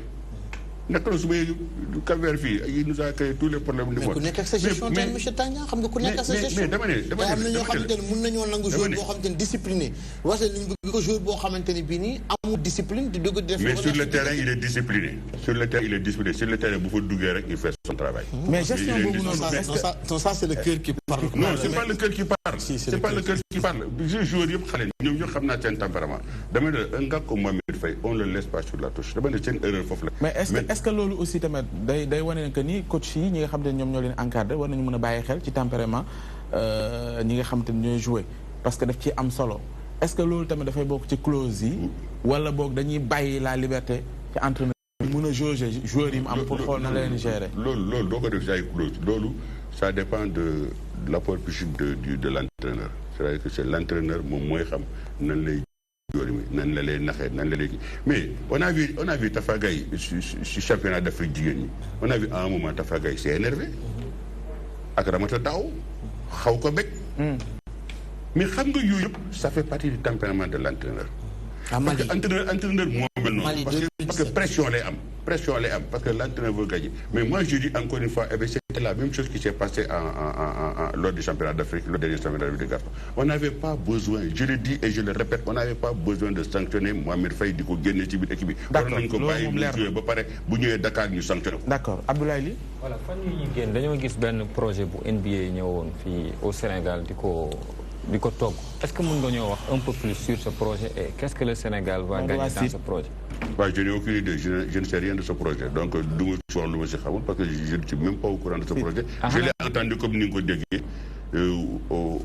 boolewuñ ma si xaw ma nu mu demee xaw ma nu ñu ko toggee donc. ak ni nga bëggee basket. man loolu ma jaaxal parce que léegi dafa ne il est un homme de basket. exactement parce que am na ñoo nga xamante ni xaaruñu ñu woo leen wala ñu boole leen si ñoom ñoo jël seen propre initiative dem bokk. ma ne man boolewuñ ma si gis nga kilifa la boo ma boolewul si dara duma fa taxaw boo ma si boolee ma ñoo daw boo ma si boolewul duma fa taxaw c'est aussi simple que ça. kon yow àndoo ci projet bi. non ku la ne àndoo ci projet bi. ni nga waxee daa mel ni àndoo ci kat. je suis à 200% sur le projet. 200%. waaye tey qui gère le projet bi Gallo Fall sama xarit la je le sais. j'étais à la tête de basket ici ñun man maa démarré woon affaire boobu man maa joxe woon foofu benn canevas pour que ñu jéem a créer un truc comme ça aussi au Sénégal bul fàtte ne que fii j'ai réussi même avec les Espagnols de créer un peu la casa espagnole ici. Comment on en parle la Casa espagnole, la Fédération espagnole de basket. Ils ont créé la Casa espagnole ici, mais ñoom ñoo ko tabax ay école la di si jàngal xale yi leen jàngal basket ba pare xale yi am médecin si biir ba pare ils mangent à l'intérieur. Non, il faut aller voir. Mais xam nga on peut pas comparer NBA ak Casa espagnole boobu muy wax. Tu vois peut-être que loolu moo tax nit ñi duñ ci wax parce que NBA naturellement day am benn promotion bi nga xamante ni daf koy topp naturellement. genre boobu la ñuy def nii ah Casa espagnole bi ñuy def nii genre boobu la Casa espagnole c'était un programme bu nga xamee ne man quand ils sont venus me voir à l'époque j'étais à la tête du basket j'ai dit tout de suite oui parce que en fait c'était le développement du basket. Alors ils vont aller dans des mairies ils demandent à la mairie de leur donner un terrain après ils amènent de l'argent ils construisent le bâtiment il y a beaucoup de classes à l'intérieur donc xale yi dañuy jàng ba pare di fa añee ba pare di basket et le soir ils rentrent. On a aussi remarqué qu'au Sénégal infrastructure basket dafay manquer de trop. Tu vois benn lañ ci am mooy nu mu tuddee Dakar Arena est-ce que loolu tamit Marius Ndiaye taxul ma wax fi nga xam ne ba ñu fi basket muy seen kooku mook stade Léopold Sédar Senghor ñoom ñoo yam est-ce que loolu tamit bokkul ci li nga xamante ne yéen acteurs basket yi bëgg ngeen fexe ba Sénégal nekk un pays de basketball comparé par exemple à l'Angola et autres. Tu sais c'est une bataille c'est une bataille qui ne finit pas moi j'ai bataillé ferme pour ça sonal naa fi ay présidents yu bari donc Macky Sall mi en personne sonal naa ko bi ça mais tax ñaa bu wax affaire basket de mooy président basket lay wax mais finalement bon ça a payé parce que il a réussi quand même et vraiment je le félicite c'est une bonne chose de créer un palais de sport parce que moi ce palais de sport des palais de sport j'en ai vu plein dem naa fu nekk de Dakar à Los Angeles mais un palais de sport comme ça j'en ai pas vu beaucoup en Afrique ça n'existe même pas donc moi je pense que déjà c'est Dakar Arena il y a rien à voir avec mais même pas dans la sous-région je te dis de l'Afrique là alors Afrique amul nulle part. Afrique du Sud. D'accord. Afrique du Sud moo fi am bu xaw a nuru loolu. mais c'est même genre là, mais c'est un truc de 8000 places. mais vraiment li fi Macky Sall def. luñ promettroon Sénégalais yi la monsieur Tandian xam nga nee nga lan ngay tontu nit ñi ne su nekkul yow rek keneen mënul. lan nga musuma la wax loolu. non, pas t'attaquer, pas vous attaquer. Non, loin de là. Non, dama laaj. Su dul man rek dañoo jàpp ni non dañoo jàpp non dañoo jàpp non fii non. Kay ma nettal la leen. Waaw mais non monsieur Tandian nañ de xam nga Sénégal li ñu bëgg wax mooy xaar dama ne lan ngay tontu nit ñi man néew ma la nit ñi wax en général su dul yow rek du baax maa fi def maa indi lii ñii maa mën ñii duma seen morom lan ngay tontu Sénégalais yi ne monsieur Tandian su dul moom baaxul lan ngay tontu yéen man loolu laa wax. néew ma ko dama lay attaqué néew ma ko da ngay xuloo ak man. li ma leen di tontu non man vous êtes un du ma xuloo ak yow. li ma attaqué.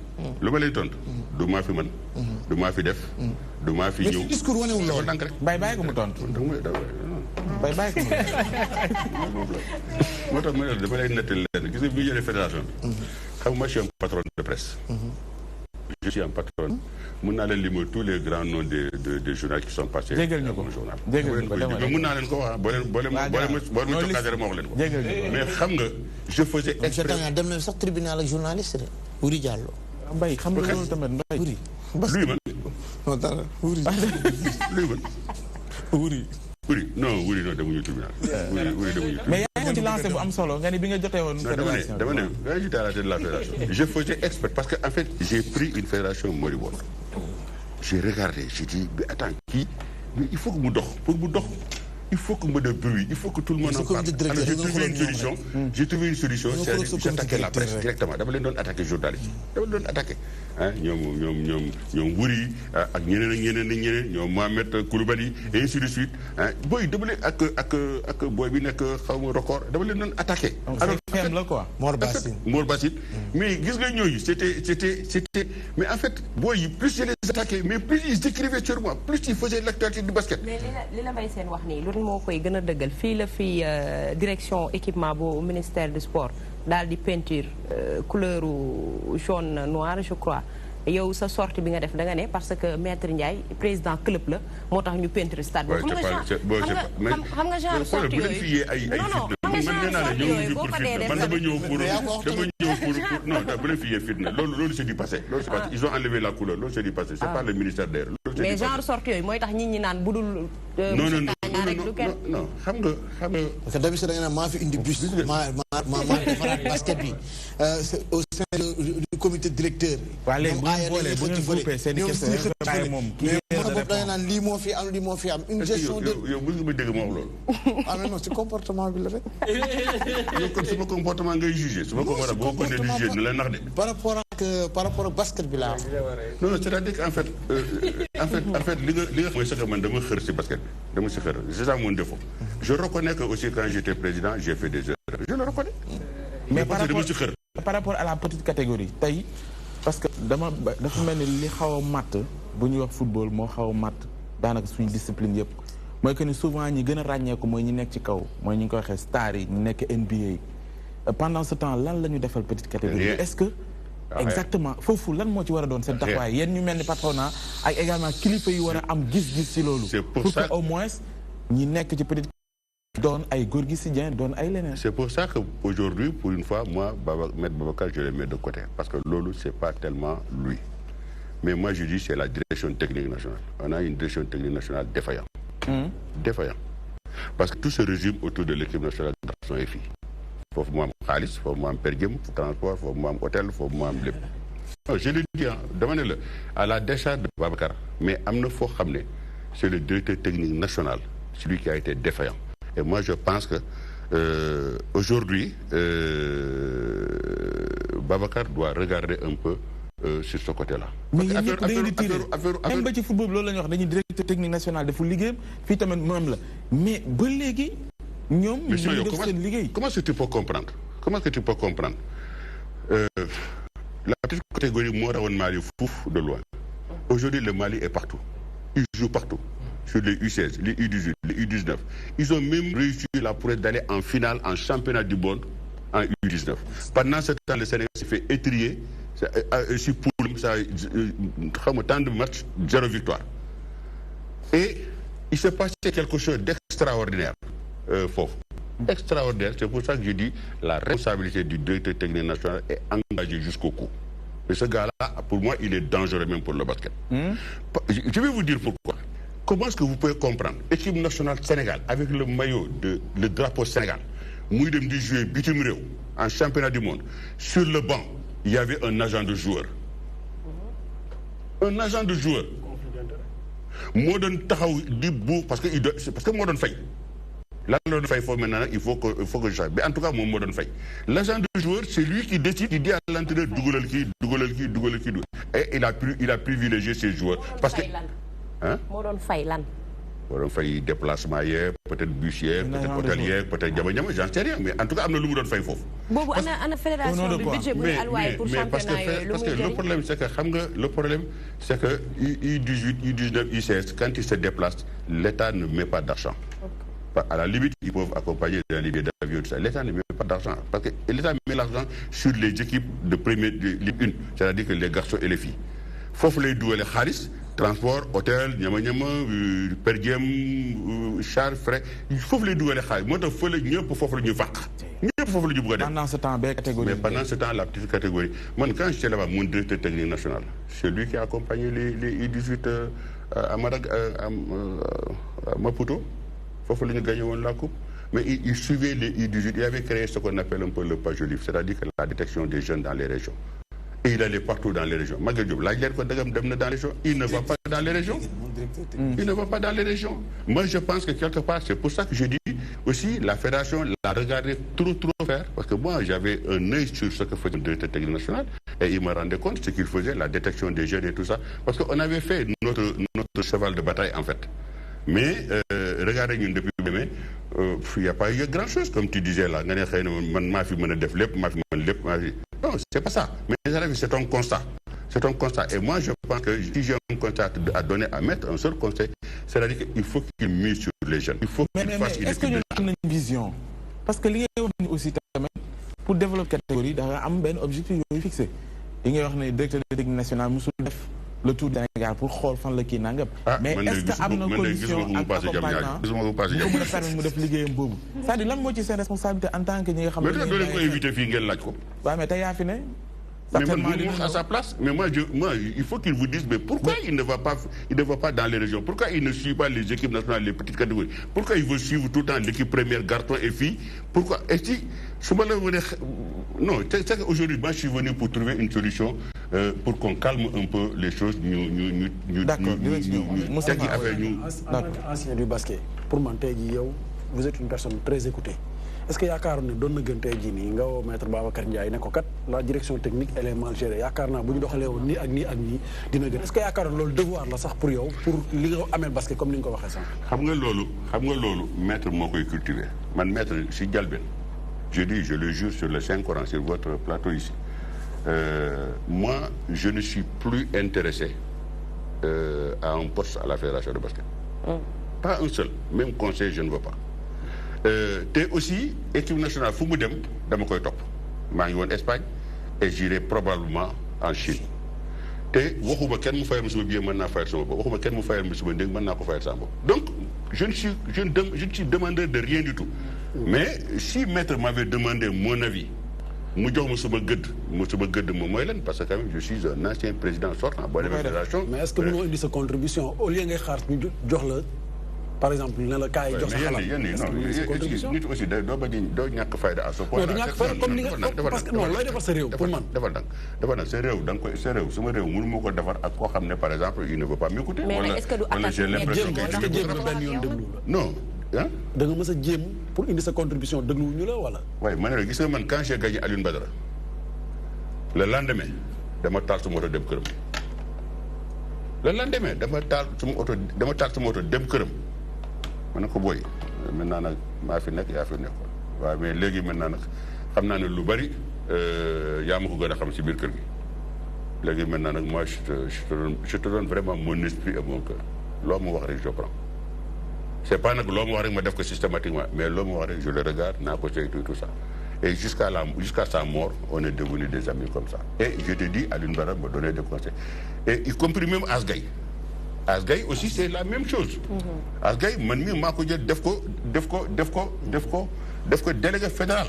Parce que ça prouve que nous avons jam. Je suis délégué fédéral, je suis les filles là, dem Maputo. Donc, ce qui veut dire que je suis jam. Donc, je l'écoute. Mais est-ce que vous sortez yu metti yu tar yi nga doon def motax ba mom est-ce que nekul yow à chaque fois bo génné def sortie si situation basket rek da fay doon comme genre xeer boy xagn fédéraux yi ñi nga xamantene ñoo jitt est-ce que nekul lolu mo dem ba mu tax ñom bëgguñu la impliquer si sen liguey c'est possible, je dis pas le contraire. Mais peut-être que c'est l'empressement moi de voir les choses passer correctement. C'est tout, hein. Je te dis encore une fois, parce qu'elle est nous ne pouvons pas man mom Babacar ak yow ak ñi tok ñun ñep ko bo. Donc en fait ku ci mëna wax lu baax c'est lool rek da ci mëna djublu. Moi quand je pilote parfois, c'est que parce que je vois des choses qui ne sont pas xam nga amna lo xamné sax dama né tay bo len mo invité après le championnat d'Afrique. Waaw la fi danañu wax bo peut-être sorti fi xamé. Si jamais les choses ne se passent pas comme nous on l'espère. Parce qu'en fait,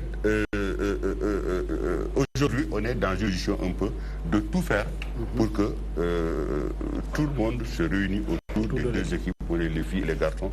Et puis, en tout cas, dans le FIBO, championnat d'Afrique, déjà que Yagnan Boulet ou d'autres dames. C'est paradoxal, bon, et aussi que tout le monde se non, j'ai pas dit que d'accord, on a vous avez une information de l'année. Est-ce que vous avez ben buñ ci bolu dama buñ ma invité wu si on ne m'invite pas mais je peux aller tout seul. D'accord Baba waaw d'accord dinañ ci ñëw alors dañuy reste ci tempo sport bi ànd ak l'international Mbaye Sène.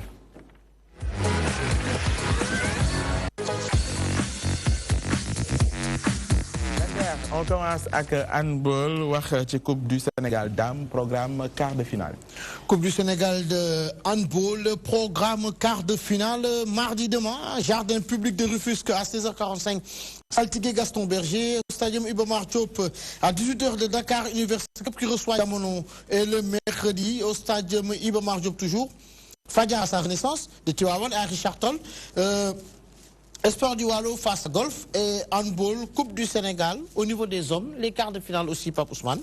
Le mardi, toujours, Stadium Iba Mar Diop à 19h30, Sacré-Cœur Asfa. Le mercredi, Stadium Iba Mar Diop à 19h30, Gorée Ndarguetch. Stade Mawade Wade de Saint-Louis à 17h, Gaston Berger Saloum. Et le jeudi, Stade Elimane Fall de Faye à Diourbel. Olympique de Diourbel face à ISEX, c'est à 17h. Nous avons basket tournoi de préparation, résultats et programme. Actuellement se joue le match à Dakar Arena, Côte d'Ivoire, Angola et à 19h le Sénégal face à l'Égypte. Je rappelle juste le résultat du dimanche. La Côte d'Ivoire a battu l'Égypte 60-58 et le Sénégal qui a battu l'Angola 88-69. Et le résultat du samedi, l'Angola qui a battu l'Égypte 88-82 et le Sénégal aussi qui a battu la Côte d'Ivoire 70-71. Je rappelle que c'est le tournoi de Dakar. En vue de l'Afro-Basket qui va commencer le 9 août ici, à Dakar Arena et au Stadium Marius Ndiaye. D'accord. Formule 1, Hamilton remporte le Grand Prix de Hongrie. Il a été très stratège, le Britannique Lewis Hamilton. Il a profité d'un moment il n'était pas très bien parti. Il y avait le jeune Hollandais Mark Verstappen qui était très bien parti, qui était au niveau des essais très bien positionné. Mais encore une fois, Lewis Hamilton qui remporte le grand tournoi de Hongrie. Bravo aussi au numéro 1. Actuellement, Lewis Hamilton, le Britannique. Alors, nous Chan 2020, on a vu que le Sénégal s'est qualifié. Le Sénégal s'est qualifié. Stade Léopold Sédar Senghor, le gagné qui est Libéria, 3-0. Je rappelle qu'ils avaient perdu à l'aller 1-0. Il fallait que nous gagnions. Gagner 3-0. Ils vont rencontrer l'équipe de la Guinée pour le second tour de Chan. Chan, c'est championnat d'Afrique national. D'accord. On parle du foot. En quelque sorte. Mon championnat d'Afrique local. D'accord. Ok. Alors, foot européen, PSG, Manchester City, Borussia Dortmund débute bien la saison. Il débute très bien la saison. C'était le trophée des champions. Le Paris Saint-Germain, encore une fois, grâce à l'enfant de Bondy et Angel Di Maria se sont imposés face au club de Rennes 2-1. Malgré le premier but des Rennais, l'équipe de Ismaël Sarr a perdu. C'était le remake de la finale de la Coupe de France. Rennes avait battu le Paris Saint-Germain au tir de but. Cette fois-ci, c'est le Paris Saint-Germain qui remporte. C'est très bien pour Thomas Tuchel. Ça prouve encore une fois qu'ils sont une très belle dynamique. Sans Neymar, sans aussi Thiago Silva, Paris Saint-Germain s'est imposé. Et du côté de Oudouna Park, le Borussia Dortmund, les joueurs de Lucien Favre ont battu le Bayern de Munich 2-0. C'est encore très bien reparti. Ça va être une concurrence entre ces deux équipes. Et en Angleterre, Manchester City est encore sur sa voie royale en s'imposant face au club de Jürgen Klopp Liverpool au tir au but. C'était dans ce magnifique stade de Wembley. Manchester City top na ligne bi nga xam te ne moom la arrêté saison bi jël na championnat bi. Manchester City jël na coupe bi jël na li nga xamante ne aussi moom mooy le Community Shield en Angleterre. Manchester City, le Borussia Dortmund et cette équipe du Paris Saint-Germain débutent très bien leur saison. Pape Ousmane Cissé. Alors ñu wax ci bonus mais tey du ma la wax tur mais dama lay wax ay indice peut-être di nga war a xam kan lay doon. benn jamono waa Manchester United dañ ko gëmoon. su ma juumul numéro 9 xaw ma 7 la doon sol. mais gars yi dañ ko idolâtré. ba monument la doon. C'était vers quelle année? Année récente, 97, 98, je ne sais pas encore. Okay. Mais soit il y a deux joueurs. Si tu parles du numéro 9, c'est Ruud van Nistelrooy. Si tu parles du numéro 7, c'est Eric Cantona. Numéro 7, Eric Cantona. Eric Cantona, c'est le petit frère de Jean-Marie et le grand frère de Noël. Eric Cantona, il a débuté sa carrière à l'AG Auxerre, bien qu'il est natif de Marseille vers les années 1966. Eric Cantona a fait une très belle carrière. Il est passé par Martigues, il a joué à Montpellier. À l'époque, c'était Aimé Jacquet l'entraîneur. Il y avait un autre joueur qui s'appelait Rust. C'était aussi l'époque de Carlos Valderrama, l'ancien milieu de terrain colombien. Eric Cantona a joué au Girondins de Bordeaux. Il a joué aussi à l'Olympique de Marseille avant de rejoindre le championnat d'Angleterre, plus précisément à Leeds. Leeds récemment, joué une fête de Alan Smith, Marc Viduka, Harry Kewell. Mais Eric Cantona était de cette très belle génération. C'est là où Sir Alex Ferguson l'a repéré pour indiquer au moment Manchester United. On se rappelle de son magnifique but quand il de Wembley. C'était face à Liverpool en 1996. C'était la finale. Manchester United face à Liverpool. Eric Cantona sur une très belle passe de Beckham, le mari de Victoria. Dougal li nga xamantene mom moy ce magnifique but qui a permis à Manchester United de remporter la finale de la Coupe. Et yamuñ fofu quand Aimé Jacquet ne l'a pas appelé pour la Coupe du Monde, les Anglais disaient que Aimé Jacquet était fou. Mais c'est dommage, Aimé Jacquet était demi-finaliste de la Coupe d'Europe des Nations cette année en 1996, éliminé par la République tchèque de Karel Poporski et de Marc Viduka. Ce même Aimé Jacquet, ñi doon ko wax ne ko pourquoi du yóbbu Aimé Jacquet à la Coupe du Monde 1998 moom ak David Ginola il ne l'a pas amené. Actuellement Eric Cantona est le mari de Rebecca. Eric Cantona est acteur de cinéma. Eric Cantona, de par ses sorties, Eric Cantona, un monument du football, il avait l'habitude de dire maillot bi di at li nga xamanteni mom moy col bi, un très bon joueur. Et l'image bi marque français mais bu muy quitter le championnat France dafa simmi maillot bi sànni ko ci souf. Bobu c'était quand il était à l'Olympique de Marseille. Un très bon joueur, un immense joueur, mais c'est juste que ni caractère mom moko permet mu def li nga xamanteni mom moy une carrière avec l'équipe de France. Donc il a été éliminé en 1993 par la Bulgarie. Bobu ñu waroon a qualifier ci li nga xamanteni mom moy la Coupe du Monde 1994 aux États-Unis. La Eric Cantona, très belle génération. Eric Cantona, Franck Sauzé, David Ginola, Alain Roche, Germain, Vercruz, Bernard Lama, ce fusil de Emile Kostadinov sur très belle phase de Lechkov. Mais Baba Tandian, am ngeen ku mel ni ci basket bi? Non, waaye dafa xool. Non, waaye ay na. Man dama koy xool mais dama lay admirer. Non, mais ne t'en as pas dans la tête. Man gisoo may gëstu dama yaakaar dafa am looy lire. Yow amoo joueur. Non, jox ñu sa joueur rek. Jox ma sa joueur léegi mu def ni mu defoon léegi ak Eric Cantona wala bu ko gën a doy waar sax. Mais je suis pas très football. Je sais, on sait que vous êtes basket, mais je veux dire kenn quoi. Kenn rek au hasard ku jàpp sa xel moo xam ci foot européen bi wala en Afrique ou Sénégal. Waaw kenn rek ku nekk sa xel ah. Allez, Manichon. Kan? Manichon, Roger Manichon. Roger Magnusson, c'est quel Roger Magnusson? Le Suédois ou bien le Suédois. Le Suédois. D'accord, Roger Magnusson. Allez, l'international. Voilà Skoblar. Je suis Skoblar, hein, c'était un ancien partenaire aussi Skoblar, ancien partenaire de Ali Benbarek. Skoblar, ancien partenaire aussi de Manuel Amaros, hein, ancien partenaire de Jean Vion, ancien partenaire aussi de Marius Trésor, ancien joueur des Girondins de Bordeaux, défenseur central. Skoblar, ça nous rappelle aussi le match France-Allemagne, hein, France, l'Allemagne a éliminé avec un excellent Rummenigge qui était rentré malgré qu'il était blessé. Ça, ce sont de très vieux souvenirs. On peut encore dire d'autres joueurs. On ne va pas en finir. Il est fort. Il est bon, hein? Il est fort. Il est bon. Il est bon. Non, si bien nangul ko ga waaw mu ngoog Mbaye Sène moom la ñu àndoon ci pàcc bi ñu jaglewoon li nga xamante ni mooy page sportive li ñuy def rek mooy ànd ak Abdoulaye Ly moom it mu dikk ak ñun ci high tech.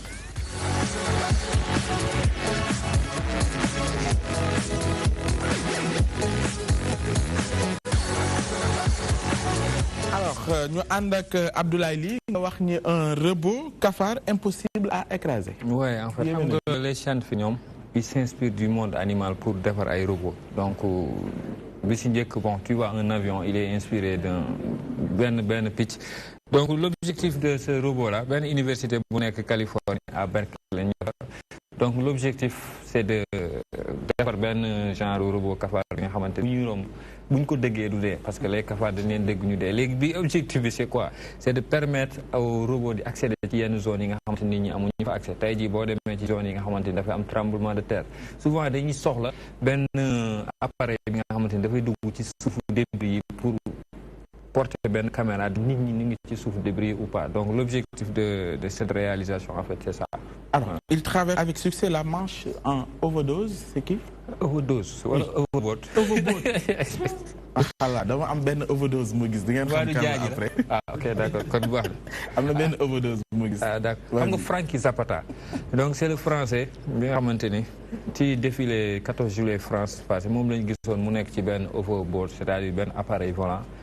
mi nga xamante ni moom moo ko defaraloon boppam donc noonu def démonstration arme à la main mu épaté woon français yi trop. te pour dire que au début ba mu amee projet boobu noonu dem ministère des affaires aériennes gars yi dañ ko refusé autorisation de vol parce que ils avaient dit que c'était dangereux ci la jógee foofu noonu dem beneen dëkk ñu autorisé ko mu defar affaire ba muy dox les français yi nanguwaat ko léegi dafa benn défi bi nga xamante ni moom la lancé wu woon c'est-à-dire traversée de la Manche benn mer bi nga xamante ni dafa nekk entre France et Grande-Bretagne disons moom mooy frontière bi nga xamante ni moom mooy géej léegi avec son engin il voulait traverser ça première tentative bu mu ko defoon demoon na ba ci biir géej gi ba mu doon dem ba atterrir daanu après les Français commencé di moqué wu ci moom naan ko non kii dafa dof il a son appareil volant yaakaar ni dina daan maintenant deuxième mois bi dimanche passé la ko def vers 6h17 donc il a fait 37 km avec son engin comme ni ngeen koy gisee nii moo tax muy jooy sax donc il a réussi à traverser ça muy exploit pour tout le monde parce qu'on n'avait jamais imaginé une personne yor benn appareil di voler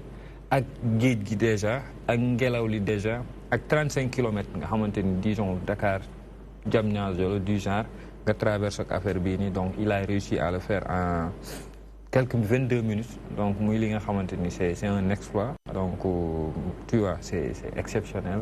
Il paraît que moo gën a gaaw Lamborghini. waaw moom déjà non gënul gaaw Lamborghini. déjà moom vitesse bu mu doon daw c'était 177 kilomètres à l'heure. xam nga lu tax ma ne la moo gën a gaaw dama la koy jox léegi. la nga gis seen course ñoom ñaar. laay loo foog nag. d'accord high-tech bi nekkul ci yow rek. def naa attention. bu baax won leen ma Lamborghini ak moom xoolal. satal li non li publicité da koy romb bu baax nga li publicité la lan du Lamborghini. xam nga Lamborghini vitesse am ñaata la. ñaata 350 km à l'heure. Le truc là ça fait 177 km à l'heure. jour bu affaire bii nii dawee 177 km à l'heure ak 300 km à l'heure. 350 km à l'heure. Ah mais y a pas photo. jour voilà y a pas photo donc c'est pour dire que Lamborghini déjà il faut savoir que le corps humain dafa am vitesse bi nga xamante ni moom lay supporter pas Ousmane. tey jii nit bu déplacé wu à 350 km à l'heure il a. tu vois mun na dee ci kaw ngelaw li mun na tas mun na def énormément de choses alors que oto dañoo defar habitacle déjà moo tax oto yi di am forme aérodynamique c'est-à-dire pour pouvoir percer l'air di dugg te du am problème tey bu ñu defaroon benn oto bi nga xam ne dafay carré comme cube du mun a déplacer wu à une certaine ak benn vitesse pourquoi parce que loolu c'est physique là tu vois c'est des calculs physiques moo tax c'est ça en fait. alors ñu jeexaleeg chronique bi nga ñuy bëgg a xam lekk loolee di botnet. botnet waaw bot robot net donc disons benn technique la bi nga xamante ne cybercriminels yi moom la ñuy utiliser c'est quoi l'objectif c'est de créer des machines fantômes.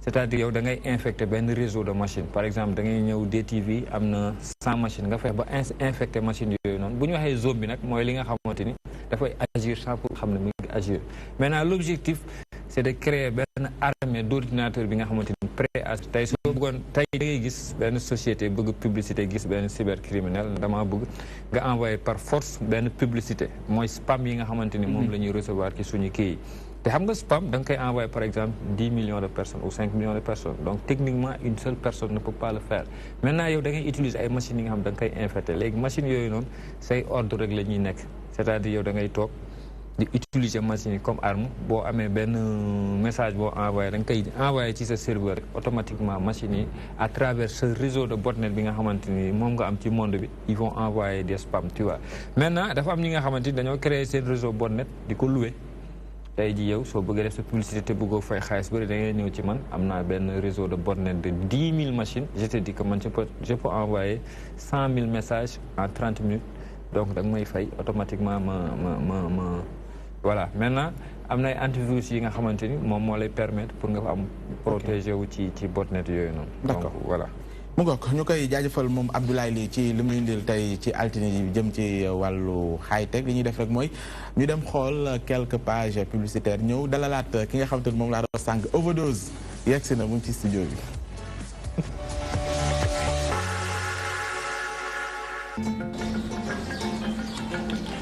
ndes lu xew suba bi fi mu nekk wër naa ndox ba sonn ndox mu baax te sell laa bëggal sama gan yi sa jaaxle jeex ak baaw naan bii baaw naan waxuma butéel bi jongama gi mu jongam waaye ndox mi sell gi mu sell te yomb gi mu yomb baaw naan bi fan laa ko mën a amee fépp foo dem ci Sénégal am ndax moo xam ci grosse style moo xam ci grande surface ba ci sa boutique du coin bi am na ka man maa ngi daw uti baaw naan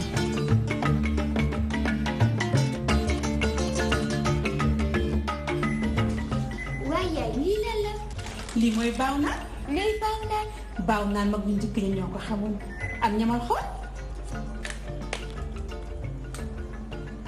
loo wax ci baaw naan ak a neex baaw naan yegg si na eau minérale naturel kenn dootu ko jigéeni fenn mag ñi daan dem ci àll bi tàllal seen loxo waaw waaye sunu bopp tabaaraka wa taala indi nun lu xam ni ay sénégalais noo ko def ay sénégalais noo ko moom kon képp kuy sénégalais wala loo war a naan Hadj Mansour xanaa baaw naan. Du nouveau à Excaf Télécom avec les décodeurs TNT.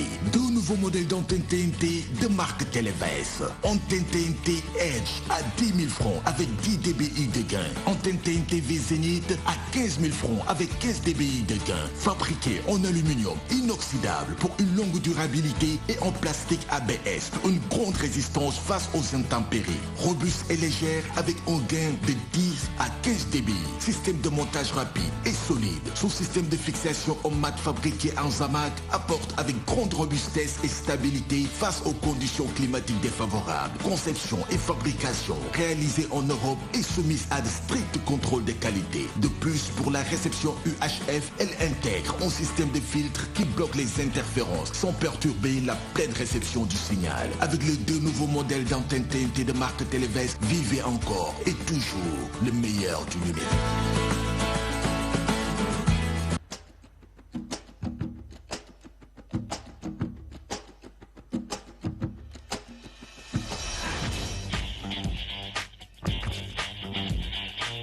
Dans le monde impitoyable de la haute couture, Maria Gianni est toujours la meilleure. Va te faire voir. Elle exige la perfection sur son podium. Belle, c'est pour les top modèles, ce qui est loin d'être son cas. Et ce qu'elle fait dans les coulisses est tout sauf joli. Ça devient de plus en plus chaud. Espèce de salaud! Il peut le faire en espagnol et en anglais. Arrêtez de me suivre comme un petit chien. Que faites-vous ici? Oh, vieille truie! Il ne me fait pas peur, grand-mère. Elle est vraiment bonne à rien.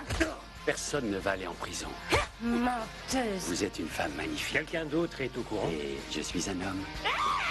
Ça ne se reproduira plus. Tout ça, c'est un vrai bordel. Qu'est-ce qui est arrivé à son visage? Oh, c'est pas bon du tout. Pétasse! Sors ton cul paléchon de ma robe et vite. Dehors! Aïe! Je parle de toi, mais ce n'est pas à toi que je parle. J'arrive à le satisfaire alors que toi, tu n'as jamais pu y arriver. Je l'ai drogué. Comment tu peux me faire ça? Tu n'iras nulle part, crois-moi. Je suis curieux. N'allez pas trop loin. Je déteste cet homme. Je reviendrai! Et moi, je t'attendrai! Et j'ai couché avec lui. Vous êtes vraiment une belle garce, vous le savez, ça?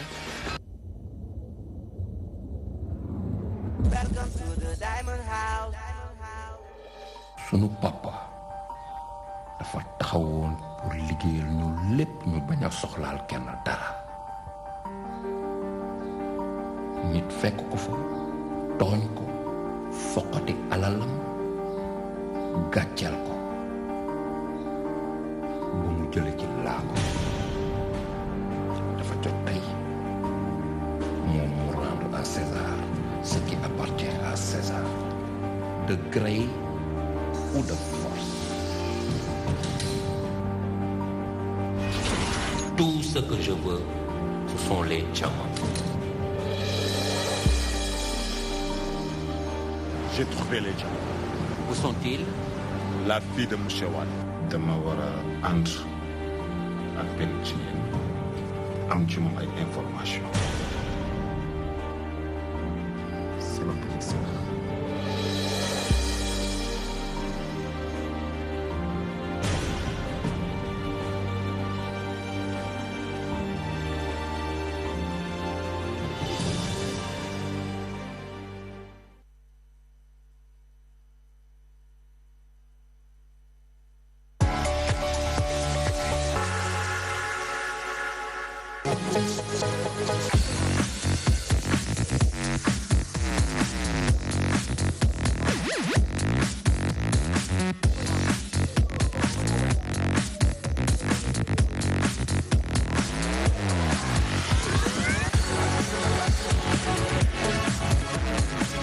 alors ñu daal di attaqué pàcc bu mujj ci seen émission Toi-même tu sais ni ma leen ko waxee woon sànq yegg si na moom nag moo fi utu léegi Baba Tandiang comme Baba dem na bàyyil na ko fi place am incha allah li des ci émission bi ci wàllu basket laaj yeeg tontu yi Père Sall Bigué moo koy tontu moom laa doon woo sànq overdose donc moo yegg si nii waa Père foo demoon tey de basket bi yow comme Baba dem na bàyyil na la yëfi kon day bu yeboo nga waajal xam ni Mbaye ak Abide am na ñu fi jukki woon nag yu am solo waaw li ci des nag yaa ko yeggal lu ci Baba wax waaw dinañ ci ñëw waaye foo ko wax ñu yow foo demoon ak loo fa wax ah man nag wax dëgg yàlla damaa defoon sama yëfi géwél waaw parce que dañoo jub tabaski ma final ji woon rek nag ngi demoon ca final ba der final non qualifié naa final dama doon dem pour qualifier ji maintenant qualifié naa àndoon jaaji wala yow doo nga demoon nii jaaji man jaaji laa faa non li ma fi la jaaji laa bëggoon tey ñu dugal ko jaaji non dama bëggoon dugal jaaji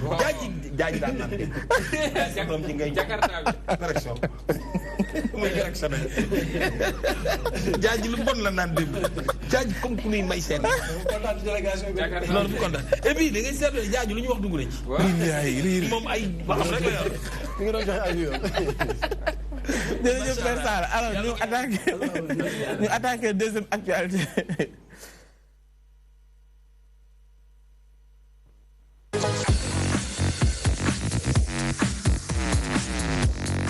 Abi actu buzz 2 ñu wax ni Aliou Sall hué au stade Amadou Barry nga fekk ko ci Dakar Matin.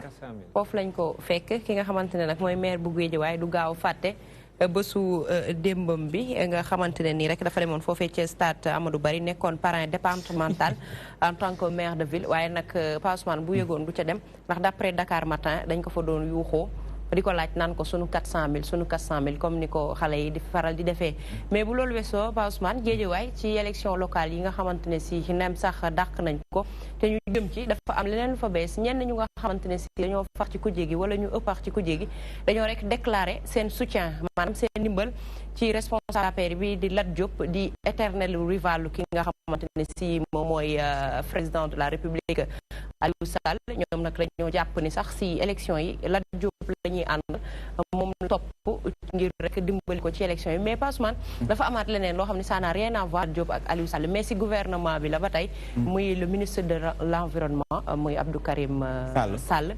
dañoo gis ci démb journée mondiale bi nga xamante ne si moom la ñu jagleel jëmbat garab doon xeex déforestation ak lépp moom bi muy jëmbat garabam dafa taxaw si basang léegi nag loolu expert ñi nga xamante ne seen xam-xam dafa màcc jëm ci wàllum communication dañ koo ñaawlu bu baax a baax ba pare teg ni faute bu mag a mag la te faute gënu koo rëy venant d'un ministre de l'environnement. D'accord Père Sala boo newoon ca stade ba da nga laaj say 400.000 wala. non du ma ko laaj man du ma bokk ci ñi ko laaj it am nañ ci sañ-sañ.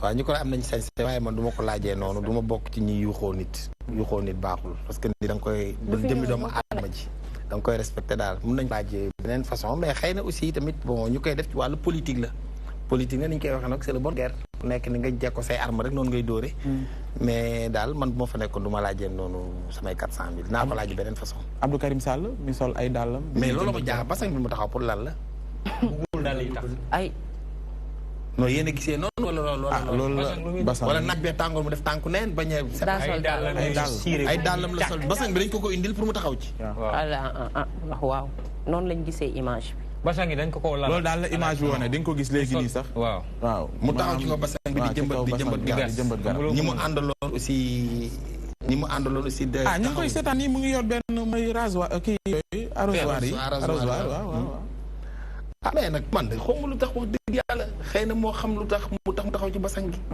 dañ ko digal nag may seen fan si ñaari acte yi bi si njëkk mooy stade ba Aliou Sall mais parce que sénégalais yi boo fa newoon di nga ko laaj non man ba ma bay dama la laaj waaw déglu ma fii dama lay tontu defal ndànk rek danga def ndànk rek naa la tontu stade ba la gis nga balaa stade sax bañ tuddee affaire pétrole bi dañ ko commencé laaj na leeral waxuma stade ça vient là stade démb la wala bëri démb samedi la wala dimanche waaw loolu laa ma ne est-ce que boo fa newoon di nga bokk gars yi naan ko samay 400.000 maa ngi ko koy toog di ko laaj fii ma toog d'accord maa ngi ko koy laaj fii ma toog maa ngi koy laaj xam nga lan mooy mbir mi nga tant que le problème du pétrole là résoudre guñ ko nit ñi duñ am satisfaction il faudrait qu'on règle ce problème et c'est comme le président de la République di magam génn na wax na nee na on va régler le problème procureur génn na ne on va régler le problème ñi nga xam mais nit ñi kenn mënu leen tere wax nit ñi kenn mënu leen tere def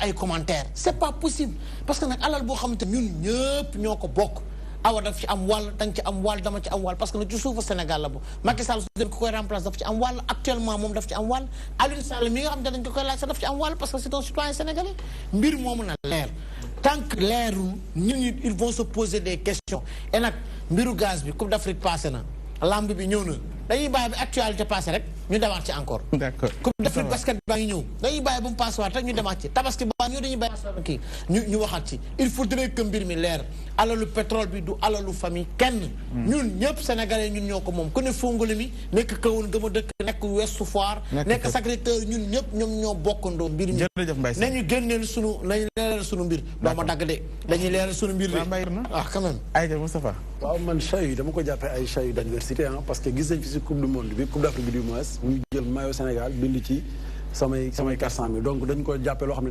tendance politique la parce que nekkuñ ci campagne électorale certes mais am na une position et l'autre position ñoo xamante ne ku ci nekk doo may sa morom dara donc ku ci jekku sa morom rek di nga wane ni nga xamante ne noonu nga mën a déstabiliser keneen ki mais bon yaakaar naa moom tamit il a essayé d'être serein ci vidéo yi bi ñu ko gisee malgré que ñu ngi koy yuuxoo di ko laaj seeni 400.000 mi ngi leen di tàllal loxo comme si déggul li ñuy wax wala boog comprendre le message bi mais man dama jàpp ne Aliou Sall ki ko amal àq mooy ki nga xam ne moo def calcul bi parce que 400.000 bu mu génnee ba léegi Sénégal déggatuñu ndax 400.000 Abdoulaye Ly yow stade Amadou Barry jege na la de waaw jege na ma yaa ngi foon wala déedéet nekkuma fa woon waaw mais ñooñu dañoo nekk ci seen droit aussi dañoo war a xam ne alalu askan du li nga xamante ni ku ñëw rek coppati ci yóbbu lii nii dafa baax te dañ ko war a multiplier gis nga képp ki nga xamante ni da nga parce que tey sa koñ sàcc bu tëboon sa gàlle sàcc yow yaay njëkk a tëb ne sàcc yi waa koñ bi toog ci ginnaawam naan sàcc waxuma nag kenn waaw man sama kër bokk nit su duggee sàcc damay génn ne sàccee waa mbedd bi topp ko di ko yuuxu sàccee yi loolu fii lañ ko fekk mais ça veut pas dire que dama ne diw dafa sàcc ou sàccul mais tant que li ko Mbaye Sène waxee leeraluñu 400 000 yooyu noonu tant que leeraluñ ko ba wax ne lii kat lii la jur lii lekkul 400 000 jàmbur et autres du ñu bàyyi di ko laaj suñu ay 400 000 beneen bi non bu ma xanaa actubuse bi du ñaar. waaw ñaar la waaw ministre de boobu moom gën a ñor. waaw donc mënoo nekk ministre de l' environnement ba pare seexlu environnement bi loolu mënul nekk gis nga nit booy yëngu ci ab mbir. xam naa dinañu jox image yi. waaw ministre de l' environnement. taxaw ci basang. ci basang di roose. benn garab. nit mënu ko koy commenter di image boobu nit mënu koo expliquer rafetal ko ba mu rafet. tu vois fu ay garab di sax lu fa basang di def benn. tu vois deuxièmement yow boo ne comme sànq li ñu doon wax rek oto état bi bu fekkee ne dañoo ne président Macky Sall dafa taxaw ne oto yi dafay dépense mais moom na commencé ci génnee ay otoom na def comme ni député français yi di def tu vois def comme Kagame jaay oto administration yëpp ne fonctionnaire yi jënd leen oto yi léegi nag yow nga ne yow yaay ministre de l' environnement di saxal garab siire say dàll ba mu rafet nga ne bëggoo taxaw ci affaire parce que bëggoo say dàll déjà tenue bi nga xamante ni moom ngay saxalee garab tenue boobu c'est pas adéquat à saxal garab deuxièmement ñu indi basang te xam naa ne du moom moo ko def sax suq yi ñoom ñooy bëgg rafetal bañ mu taqara ñu lalal ko Awa Ba ministre de l'environnement ci bëccëg boobu mu sol costume ak cravate ñëw waaw balaa ministre de l'environnement bi sax damay tàmbalee ci fi Mbaye Sène waxee ndaxte Aliou Sall tey jii sur la question du pétrole et du gaz il faut mu am éclaircissement d'abord pour que askan wi seen xel mën a dal yenn yuuxoo yi ñu mën ko moytu tant que ñoo ngi ci te amul benn lu ci leer ci mbir mi topp di ko yuuxoo ndaxte seen 400 000 seen alal la te alalu askan wi la faw ñu wax ci faw ñu wax ci te ki nga xam ne mooy ministre de l'environnement defe naa ne moom moo war a donner le bon exemple man loolu laa gis parce que lu toll ni environnement nga wax ko protéger war a wóolu askan wi ñoom ñëpp ku ci nekk dugg ci sa loxo lu koy sukkali defe naa ne yenn doxalin yi war mën na peut-être sax Abian yow la ñuy jeexale c'est-à-dire on voit derrière la photo benn ouvrier bu sol carrément luy refléter bëccëg boobu peut-être que bu meloon noonu comme on le voit très souvent avec le président de la République des fois buy dem ci yenn zone yoo xam loolu la laaj dafa pousser environnement bi peut-être comme ni ñu ko waxee rek faay la ci wàllu communication bi ça prouve également que ni waaw ñi nekk ci ginnaaw xëy na duñ bàyyi xel. une fois gouvernement def nañ lajjite ci communication. gis nga communication du wax kese dafay inclure li ngay gis li nekk sa ginnaaw même ñi ngay àndal. xam nga mën na nekk sax jàppeewuñ ko dara mën na am sax taxaweewu ci dara parce que xam nga looy wax rek na doon lu leer bon man nekkuma fa woon pour xam ndax dañ ko laal basang bi carrément pour ne ko taxaw si sa dàll boobu mais ak lu ci mënti am un ministre de l'environnement bu gisoon basang bi sax xam nga nit ku nekk am nga ñu lay topp am na ku waroon nekk ci wetam gis basang bi dina ko wàccal loolu la kilifa di jëriñ loolu la ànd la kilifa di jëriñ ñuy moytu lii parce que image dafa am solo ci homme politique image dafa am solo si nit koo xamante ne nitu public la te sax nag yar ak teggin mosoo gis nit sol daal taxaw ci basang d'accord leer na persa la dafa mel ni gisoo woon image bi mais voilà image bi ma ko gisee nii su fekkee loolu lañ ci jublu kon xanaa après moom buy dox dañ koy laalal basang yi muy dox ba keroog muy àgg ci otoom non c'est vrai parce que daal di seet warul tax warul mën a tax mu kii lii nag erreur la moom njumte la waaw li moom erreur de communication la quoi parce que bu gisoogu moon image yi xaw moon maa ngi naan sax ndax est-ce que digguduñ ko di tooñ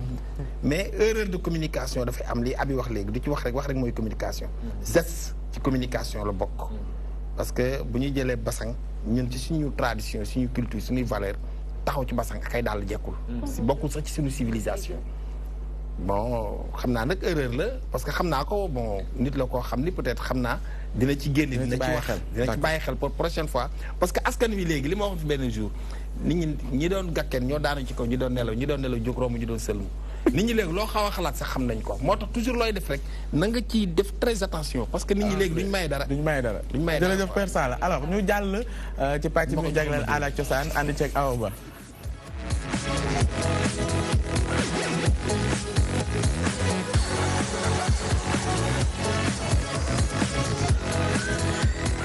Awa ñu dalal la ci sa rubrique doore ko Doudou Ndiaye Coumba Rose ne ba léegi mu ngi ci xel yi beneen actu bi boobu la ñuy alors kon ñu ñëw ci le penseur et islamologue Cheikh Oumar Diagne mi génne ab téeram dippee ko la République privée du Sénégal.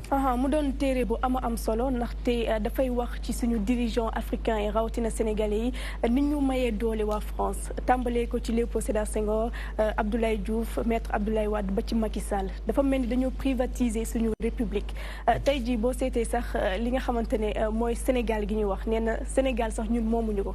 loolu lépp waa France ñoom ñoo kii parce que ci benn tribune la boo xamante ne moo ngi jóge ci les Berbères ñu dëkk ci fi nga xamante ne mooy Afrique de l'Ouest ñu tuddee seen bopp les Sénégal donc tey jii boo seetee sax waa France muy occidentaux yi sax ñoom dañu duggal seen loxo bu baax ci suñu secteur de développement moo xam dans le cadre politique économique social ba ci culturel environnemental yëpp daal ñoom ñoo ngi ci duggal seen loxo bu baax te li nga xamante ne sax mooy suñu hymne national parce que nee na ki ko composé sax ab tubaab la donc dafa doon loo xamante ne xaw na doy waar ba ci suñu avenue yi parce que récemment maa ngi ko doon wax avenue yi nga xamante ne muy avenue Pétavin avenue Vincent avenue Faidherbe ay turu tubaab. mais bi ma jotee ci information bi dama ne moom li mu indi. boo ko dëppalee ak liggéey bi ñoom Iba Der Thiam doon def. dama ne est-ce que ce n'est pas une sorte de réponse waaw puisque jamono ji ñuy wax ni dañu war a bindaar suñu histoire pour que nit ñi mën ko xam ndawatina ndaw ñi. moom mu bind bu ni Sénégal sax ci léppam daanaka moomu ci dara. est-ce que amoo impression moo am solo parce que moom ci li mu wax dafa ne lu tax ñuy bind ci histoire au Sénégal yamale ko rek ci colonisation maanaam su diggante ak France rek la ñuy wax di ko répété waat pourquoi pas ñu revisiter ñu culture ñun Sénégal li nga xam te jot nañ ko fay def bu ñu demee ci avenue yi nga xam moom laa doon wax sànq pourquoi pas ñu teg fi avenue comme avenue bi nga xam te ne mooy Jo Wakam xoolal li mu fi def yëpp Djibril Diop Mambiti li mu fi def ay jaloore yoo xamante ne kenn mënu ko wax liggéey na lu bëri fii ci Sénégal Afrique en général ki nga xamante ne tey mooy Ousmane Sembène récemment ñoo ngi ko doon wax moom tamit liggéey na fi lu bëri ci cinéma ba tey ji xale yi ndaw yi di ko roy di roy ci moom ba lu mooy jëmale kanam dëkk bi defe naa ne tey Pape nous sommes au 21e siècle bëri nañ fii des scientifiques ñi nga xamante ne ay borom xam-xam lañ bëri nañ ci dëkk bi te ñoo xamante ne mën nañoo fexe ba fokkati ci loxoy tubaab yi li nga xam te ñun ñoo ko moom parce que am na ay richesses yoo xam ñoom ñoo ngi koy exploité seen dëkk te ñun ñoo ko war a moom ñun fii Sénégal la waroon a des comme tey defe naa ne war nañ ko mën a fokkati ci seen loxo jël ko moomoo ko te bañ a xaar lenn ci ñoom bañ a dépendre dara ci waa France. alors ñu jeexaleeg Doudou Ndiaye Coumba Rose mu mel ni ba léegi mu ngi ci xel yi. waaw su ma sañoon sax ay sabar ñoo fi ñëw wër ñu waaye yàlla dafa def damay bañ mu am ci ñoo xamante ne émission bi du yegg ci ñoom ndaxte ragal naa ñu ci bëri seen tànk yi ñoo nar a xasan donc Doudou Ndiaye Coumba Rose defe naa ne dafa doon ko xamante ne kenn dootu ko présenté donc ñu xam ko fépp en Afrique généralement en Afrique fépp xam nañ ko rawatina sax tubaab bi ñoom ñoo ko gën a bëgg te boo seetee Doudou Ndiaye Coumba Rose turam dëgg di Mamadou Ndiaye moom ci boppam bàyyi na fi lu toll 42 bant ay doom yoo xamante ne ñoo ngi fii donc ñi nga xamante ne bokk na ci Biram Ndiaye Rose moom itamit génn na rek donc wax ci benn hommage boo xam te ne ñoo ko doon defal comme balaa ñuy yaatal waxtaan bi dañuy seetaan élément bi dellu sur le plateau. ñu ngi wax ni élément bi jàppandeegul mais boo ci mënee ñëw le temps que xëy na ñu koy am. waaw kon Doudou Ndiaye Coumba Rose mi nga xamante ne moo ngi toll ci 85 ans ci la ñàkkee bakkanam en 2015 donc mu doon nit ku ñu ràññee ci wàllum aada ak cosaan liggéey na ci lu bëree bëri tey jii bu ñu demee ba rendre ko hommage te du ci ay doomam rek ku ci mel ni DJ Awadi sax génn na moom tamit ñuy waajal benn hommage bu rëy nar ko koo jagleel le 16 août donc Père Sala defe naa ne moom xam na li may wax ndaxte yëngatu na lu bëri ci wàllum aada ak cosaan te bëri na ay artistes yoo xamante ne liggéey na ak moom donc ñu dem rek seetaan élément bi bu fekkee noppi na ñu dellu si waat. ayca bismillah. ay doomam lañu ñu ngi véhiculer turam ñu ngi waxtaanee paa bi ñu ngi doxal ay image am ñu ngi def loo xam ne ku ñu gis rek sa xel dem ci Doudou Ndiaye Coumba Rose. doon nu bàyyi xel ci lépp loo xam ni ñu ngi koy organiser ci réew mi te ñu ci war a bokk ñu diñ si boole parce que gis nañu lu bari am na fii ci côté Coupe d'Afrique bi. animation yu bëri def nañ ko ci Sénégal mais amul fenn fu ñu ci boolee njabootu Doudou Ndiaye Coumba Rose manifestation yu bëri yu doon am boolee tuñ ci njabootu Doudou Ndiaye Rose te bi muy dund lépp lu mu xewle bu teeru amusaana am moom lañu daan jël di ko teg ci kanam bëgg président Macky Sall ak autorités yi nekk ci dëkk bi yëpp ñu gestu ñu ginnaaw gën ñu jàppale gën ñu dooleel xam ni ñun ku ñu jàppale maa nga doole ñu defaloo ko famille Doudou Ndiaye Rose defaloo ko Sénégal mais Doudou Ndiaye Rose lañ koy defal parce que liggéey aw mu ngoog kenn la ci doomam yi. doon àddu ci seen wéyjur boobu. te du ci moom rek defe naa ne wax naa ko sànq lu toll 42 doom la fi bàyyi donc mu doon njaboot goo xamante ne macha allah rëy na donc mu doon koo xamante ne chef d'orchestre moom mooy ki nga xamante ne moom kese mën na diriger lu tollook centaine batteurs yu ko wër ay tëggkat yu ko wër ci ay rythme yoo xamante ne yu varié la bu ci nekk moom mën na ko diriger donc mu nekk maître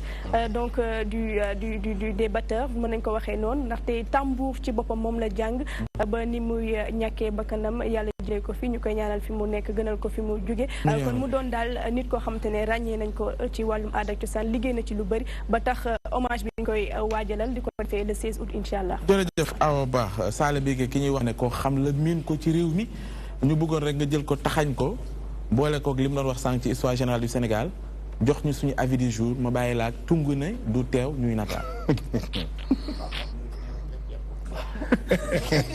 nga piril ñu ko.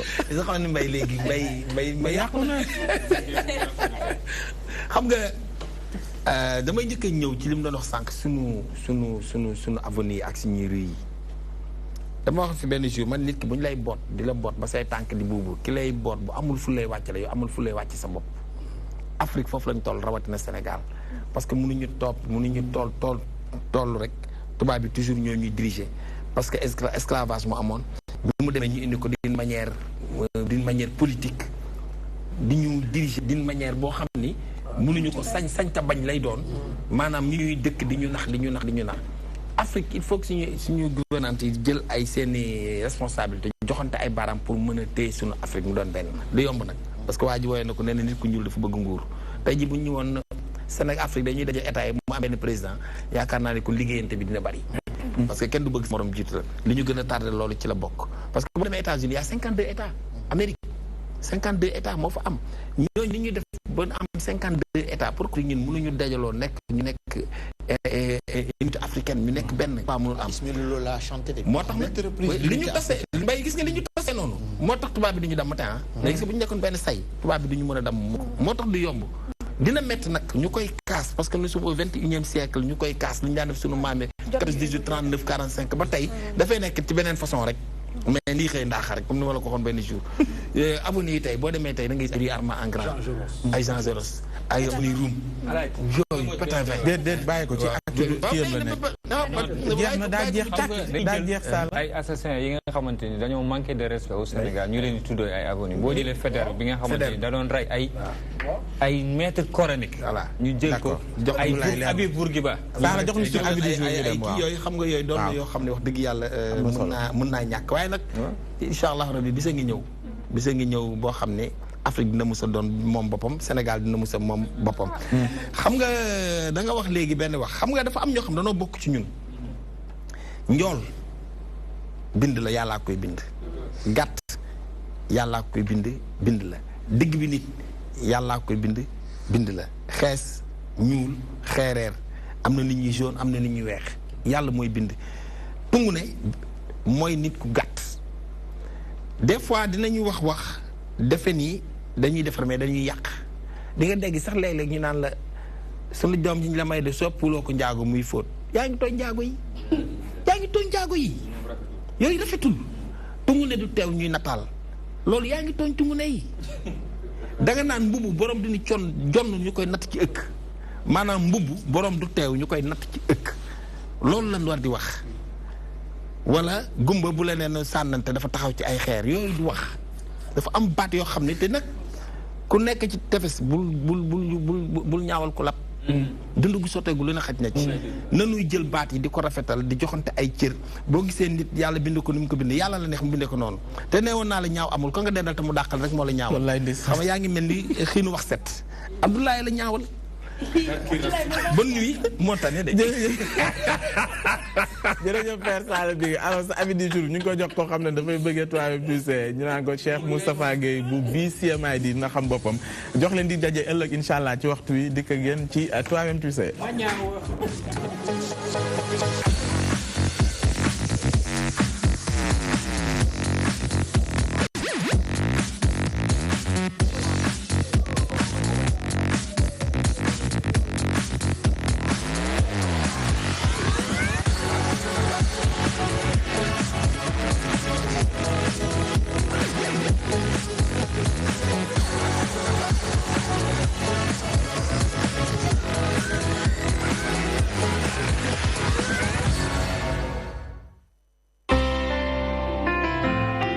bismillahi rahmani rahim. La ilaha illallah, la ilaha illa ant, Allahu akbar, alhamdulillah. Du nouveau à Exclave Télécom avec les décodeurs TNT.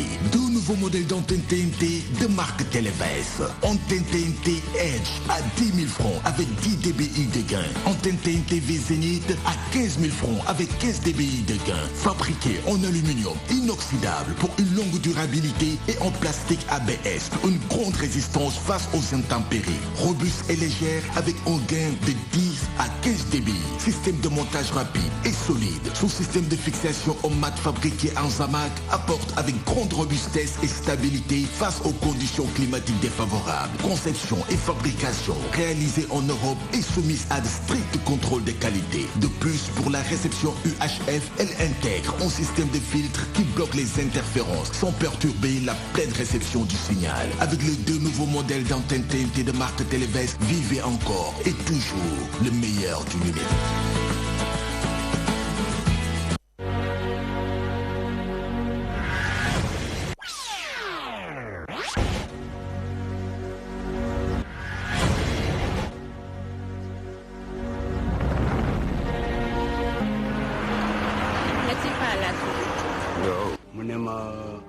soo demee neel Maysa jamono ji biddéewam di fenk am na beneen biddéew buy suux.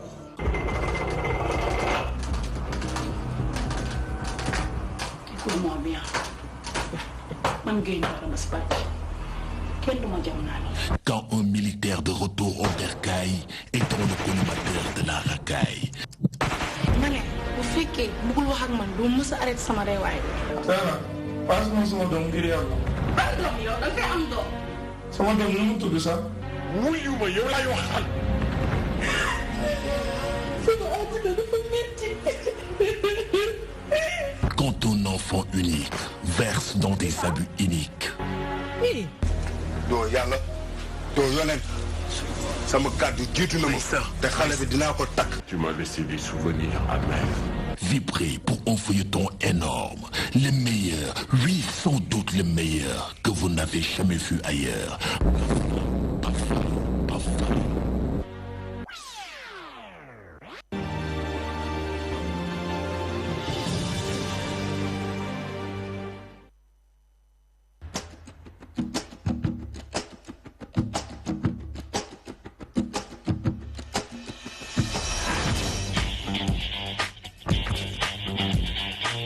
Dans le monde impitoyable de la haute couture, Maria Gianni est toujours la meilleure. Va te faire voir. Elle exige la perfection sur son podium.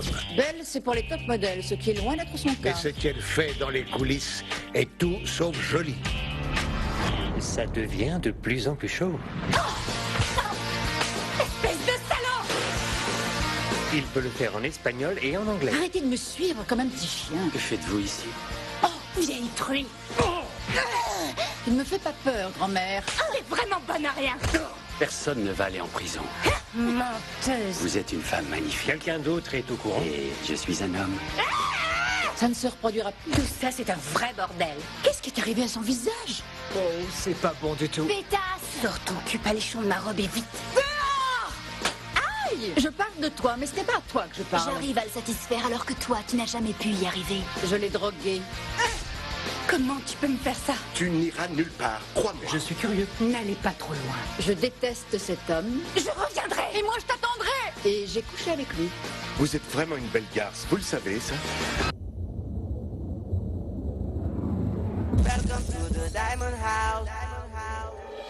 Sunu papa dafa taxawoon pour liggéeyal ñu lépp ñu bañ a soxlaal kenn dara nit fekk ko fa tooñ ko foqati alalam jël ko bu mu jël ci laago dafa jot tey moom mu rendre à César ce qui appartient à César de gré ou de force.